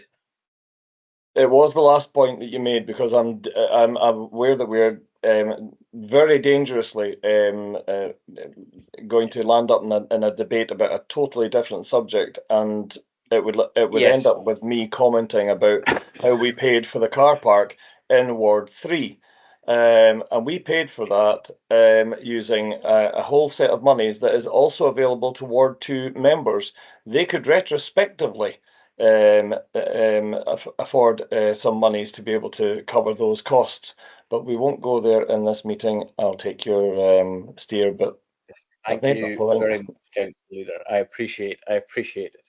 Okay then, members. Essentially, we are being asked to agree to the revenue that has been generated, outlined on the paper, and the cost incurred by the council's parking enforcement team in order to operate said invitation to pay. Are we agreed? We're agreed. Thank you very much, Shane. Really do appreciate it, and look to be in contact with you very, very shortly in regard to Ward 2 issues. We're then going to move on to an additional Wick Common Good matter, which is the Q4 monitoring statement 24/25, as been circulated in your meeting pack. I'm then going to go across to Helen, if you can provide an overview here. And I think probably the council leader's question a little bit earlier around about scope for borrowing, if that is something that is open to the Wick Common Good. So please fire away, Helen. Thanks very much, Chair. It is a monitoring report, and as it notes, it's the near final, because at the time the figures are produced, they haven't yet been audited, though I presume that must be coming pretty close. So yeah, it's a standard monitoring report, but there are one or two variations on the figures, which I thought I'd just run through quickly. In terms of income, rents on course, there hasn't been any income received for letting this year, and so obviously that budget has not been met. Shane has obviously already run through the income from car parking, but you'll see that the actual income that we got was a bit lower than forecast, but the forecast had been based on the previous year, so hopefully it'll be up again in future. And the budget did not include interest and investment income, and I don't know if that's simply because it was a newer fund, but you'll see actually there was income of just over 1,700. So those are the income variations. In terms of expenditure, we did put in a budget for property costs, and normally someone like the Wick Town Hall would pay for its utility bills, for example. In this case, they haven't been charged, and there is at the moment an officer group looking at how we manage with obviously a number of new common goods have been identified. And the ideal position is that obviously a common good will pay all of its own costs, and then any additional income is a surplus. But not all common goods, even some of the older ones, they're not all in that position at the current moment. So the property costs at present have not been charged, and therefore that budget remains unspent. The staff costs for the Common Good Officer have been a little higher, but I know members are aware of the work that Sarah did supporting an oversale proposal, and so that the money that was spent on that will come back in from the developer, so that will work itself out over the next financial year, that's my understanding. And in terms of the car parking costs, this includes the costs for the last financial year as well as this year, so the figure looks high, but again over the 2 years that will work itself out. And we didn't have any miscellaneous costs. Picking up on the point in terms of common goods borrowing, as I understand it, the common good couldn't borrow. What the ideal position is that a common good will have a budget set that enables it to build up at some level of usable reserves, so that when money does need to be spent, it has those reserves there to be used, and it can build up if it doesn't have enough income. So in terms of spend to save, if you like, in terms of parking, that's something that, and I'm sure an argument could be made for a budget another year, but obviously at the moment, with it being a new fund and having quite low usable reserves, I guess that would have to be at a fairly managed level, but it's something that can be up for discussion, because clearly if a small amount of spend is going to bring good income in, then that's something that's in the common good interest to be looked at. So I don't think there's anything else I wanted to pick up on the expenditure. There is a let of additional office space in the town hall that I understand has been agreed, and that's being finalised, and the remaining offices will be marketed. So obviously that may give some positive information for the current and future financial years, but obviously doesn't change the Q4 report that's before members today. And the recommendation of that report is for members to scrutinise and note the accounts as they stand. Thank you. Thank you very much, Helen, for the overview. Members, just as a reminder, as Helen has just said, it's to scrutinise the Q4 monitoring statement as it currently stands, being near complete but without being audited. I'll go to members on the east side of the county first on this matter, as it is your common good fund. Go to the council leader, Councillor Raymond Brenner. Thanks very much. Eagerly awaited report. I wish it was more. I believe it could be more. But just a direct question first, and then perhaps I might be allowed to come back in on the basis of the answer. Helen, what discussions and management meetings are specifically held on an operational basis to actually work the common good going forward? Well, to be honest, there's been a relatively new working group that started. I would say the end of last year. It might have been this year. I can't remember. But obviously, with all the work that Sarah Murdoch's done on the new common goods, there's basically a different kind of discussion. And it feels to me as if it must be some time, and I guess over the holidays, since the officer group met. It's led by David Haas, who's obviously got a great deal of common good experience. But I can chase that up and see when the next meeting is, and just keep members up to date. But it is that there are discussions around how do we approach all these new common goods, where often they've got liabilities that outstrip the income that they've got, and they need perhaps time to build up some reserves so that they're then more able to flexibly respond to make the most of opportunities, which is obviously what everybody wants. So what you're referring to there just now. I was referring specifically to the Wick Common Good, because that's what we're discussing here just now. But if you're talking about the group that David Haas is actually leading, then I would imagine that is all common goods across the whole Highland Council. It is. Okay. So is there a working group that is actually together for the Wick Common Good itself, so that we actually a list of each of the assets that we've got, and there is an applied a project management basis that's being put forward there, and and obviously at this point in time there is no member involvement in that. Am I correct on that? This is at this moment in time it is just purely a Highland-wide approach that's been taken to this.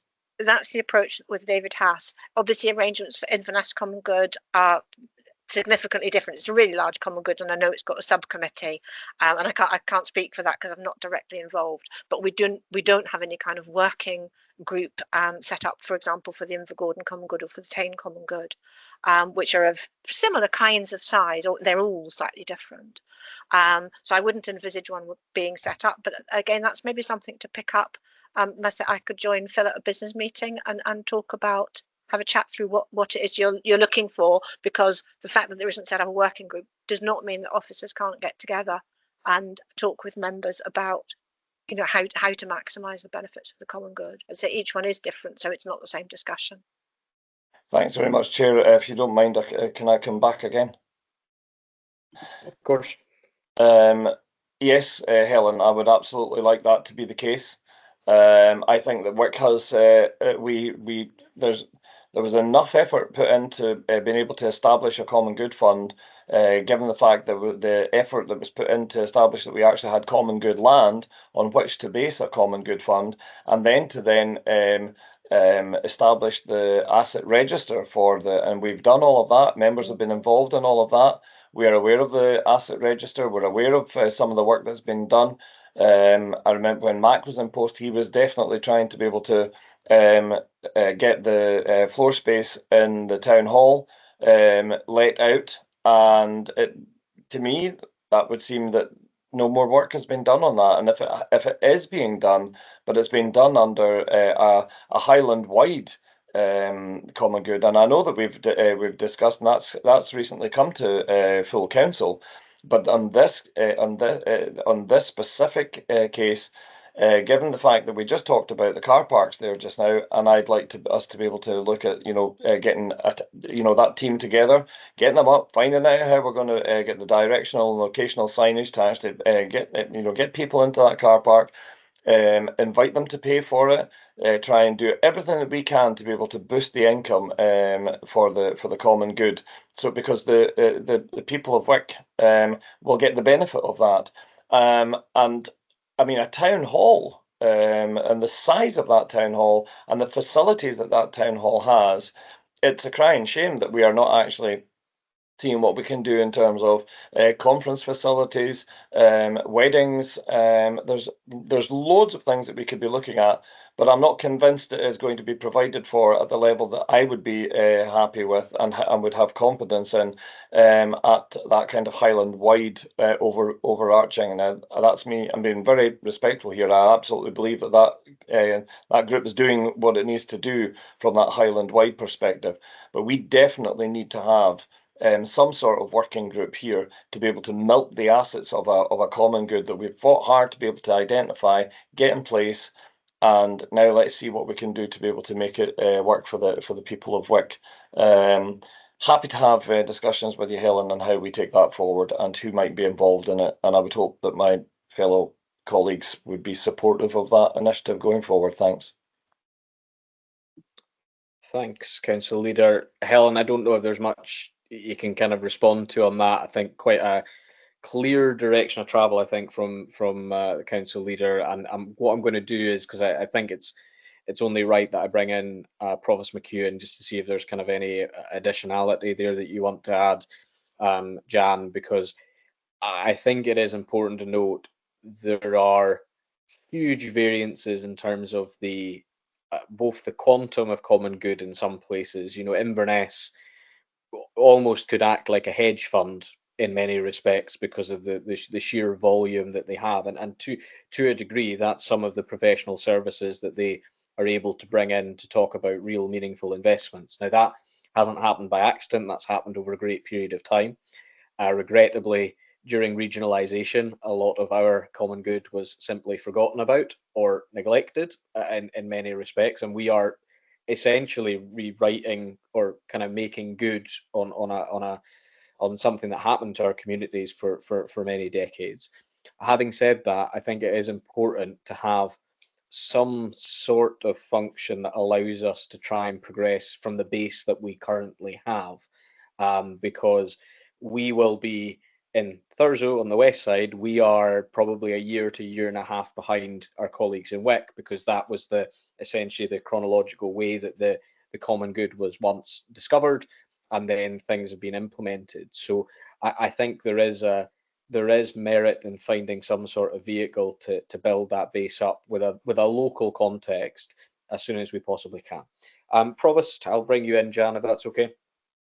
I'm sorry, I had to nip up from Caithness house back home to plug in because I ran out of battery, so I missed a lot of the presentation myself. I totally agree with what Raymond's saying, because we've got to look after the interests of the Wick Common Good Fund. I know it's Highland Wild, but our local community are only interested in Wick. They're not interested in Inverness or anywhere else, and Inverness is a totally different Common Good Fund from what Wick is, so we can't do like for like. We can't do it, and I think we need some more local input into what's happening to try and enhance the funds we've got locally by promoting the town hall, by promoting the car park. And I don't know if we ever found out what happened to our rental charges that went high at some point that should have been going to the common good. I think Phil was going to look into that as well. So we need to actually try to promote it, because we might have assets, but we're still quite cash poor, and this will be very beneficial to the local community, the Royal Borough of Wick Community Council, to see this report and to see that we really need to move forward to enhance the income and promote our town and promote our townhouse. I know our previous ward manager was trying to look into promoting renting out the townhouse, and then we've heard nothing really much since. So yeah, I would like more input locally. into something. And I totally agree with Raymond and Struan, because Thurles will be coming after us and they'll be more in keeping with what we are doing as well. So we need more input, more work into our common good fund. Thank you.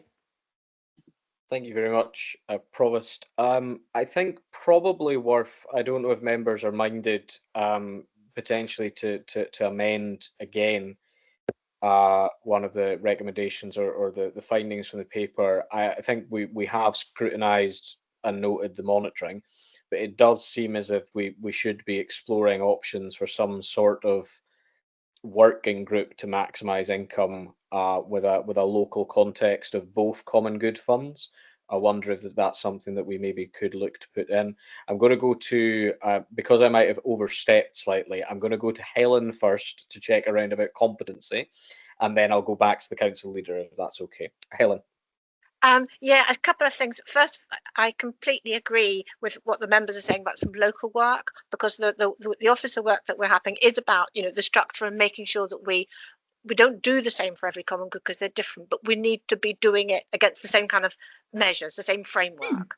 And certainly, I mean, first of all, I'd really like to remind members that actually we are still promoting the Wick Town Hall. There has been additional space, and the unlet offices, they are being marketed. But I would suggest that picking up on Councillor Bremner's point, but maybe taking it more gradually, if perhaps we could agree for Phil and I to come to, I think you've got a business meeting this Monday, that might be a bit quick, but perhaps the one after, also had a separate meeting to come and simply have an officer member discussion about where the opportunities are. And that would also perhaps enable us to have a discussion about, you know, the best way to take it forward and bring something back, because obviously in terms of today's report, it is a monitoring report, and members are simply asked to note and scrutinise. But I think that would perhaps give us the best environment to really look at how do we take it forward, and what are the areas where we think we've got the most potential to get more money for the common good, and how that might be managed and resourced, and actually then come back with something that's a bit more thought through, structured, and obviously with if it needs a committee of approval, with an appropriate report to get that in place. Thank you, Helen. Council leader. Totally agree, and I'm glad that Helen went first, because it's just confirmed what I was thinking. Yeah, I think that this is the scrutiny of the report. What we've done is we've identified an appetite to further boost that. I would suggest that, you know, I haven't been satisfied about the way that we've been trying to milk this. I think that yeah, while we are actually marketing the town hall and what have you, I mean, it's not that I'm not confident, but I have no confidence in what that is, because I don't know how it's being done, who's doing it, how often are they spending time doing that. So that to me is where we have identified routes that we would like to be able to try and boost that common good, so that the next time a report like this comes back to us, we will be satisfied. And the way to do that is by having discussions at an area business meeting. But for me, I'll be satisfied enough the fact that we've got that as an action coming out of this committee, simply because of the fact that it will be minuted that that's the case. So that for me is suffice. Thanks. Yeah, thank you. Thank you, Councillor Bremner. Members, are we happy to note then the report? I believe so. Excellent. Yep. We can then move on to our final agenda item today, which is the ward discretionary awards. Again, members were being asked to note what has been published in the meeting pack. And again, I'll pass on to Helen to provide any additional overview and invite members' contributions. Helen. Just to pick up on the point that was made earlier, one award has been wrongly allocated, so we'll get that sorted. That's basically a clerical error. Obviously, it will slightly change the balances. It won't change the reality of the awards that have been issued. Excellent, members. We do discuss these at length when they come forward to our ward business meetings or area business meetings for those who may, for whatever reason, have decided to join us today and look at the scrutiny of what's going on with local members. Each of the applications go through quite a rigorous process, first coming through the officers and then are endorsed by the elected members. And it has been, as it has been for a number of years, quite a competitive process in order to get funding. And I think the last thing to note is that we've always viewed our ward discretionary funding as sometimes being the final brick in the wall, encouraging funders to look to supplementary and complementary funding elsewhere, because the Caithness and indeed North Sutherland landscape for funding actually in some areas is quite buoyant. So we certainly want to ensure that when it comes to our very much public money, this is public money that we are asked to be in charge of, that we are using it to the very best of our abilities.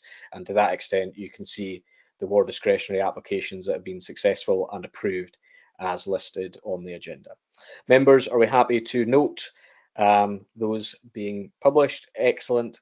So thank you very much, members. I make that exactly 1:30. I thank you very much for your time and your contributions. On the whole, you were largely well behaved and we managed to keep the topic broadly. I don't expect to be in the chair for very long, but thank you very much for your forbearance, and thank you to the officers for your support today. Thank you. My hand's up for a reason, Chair, and I would like it noted that I think our thanks to you standing in. You've done a first-class job of chairing this meeting, very professional, and yeah, I would like to think I'll reflect on this, and you've done a fantastic job. So hats off to you. Now I would second that. Struan, well done. Very kind of you all. Here, here.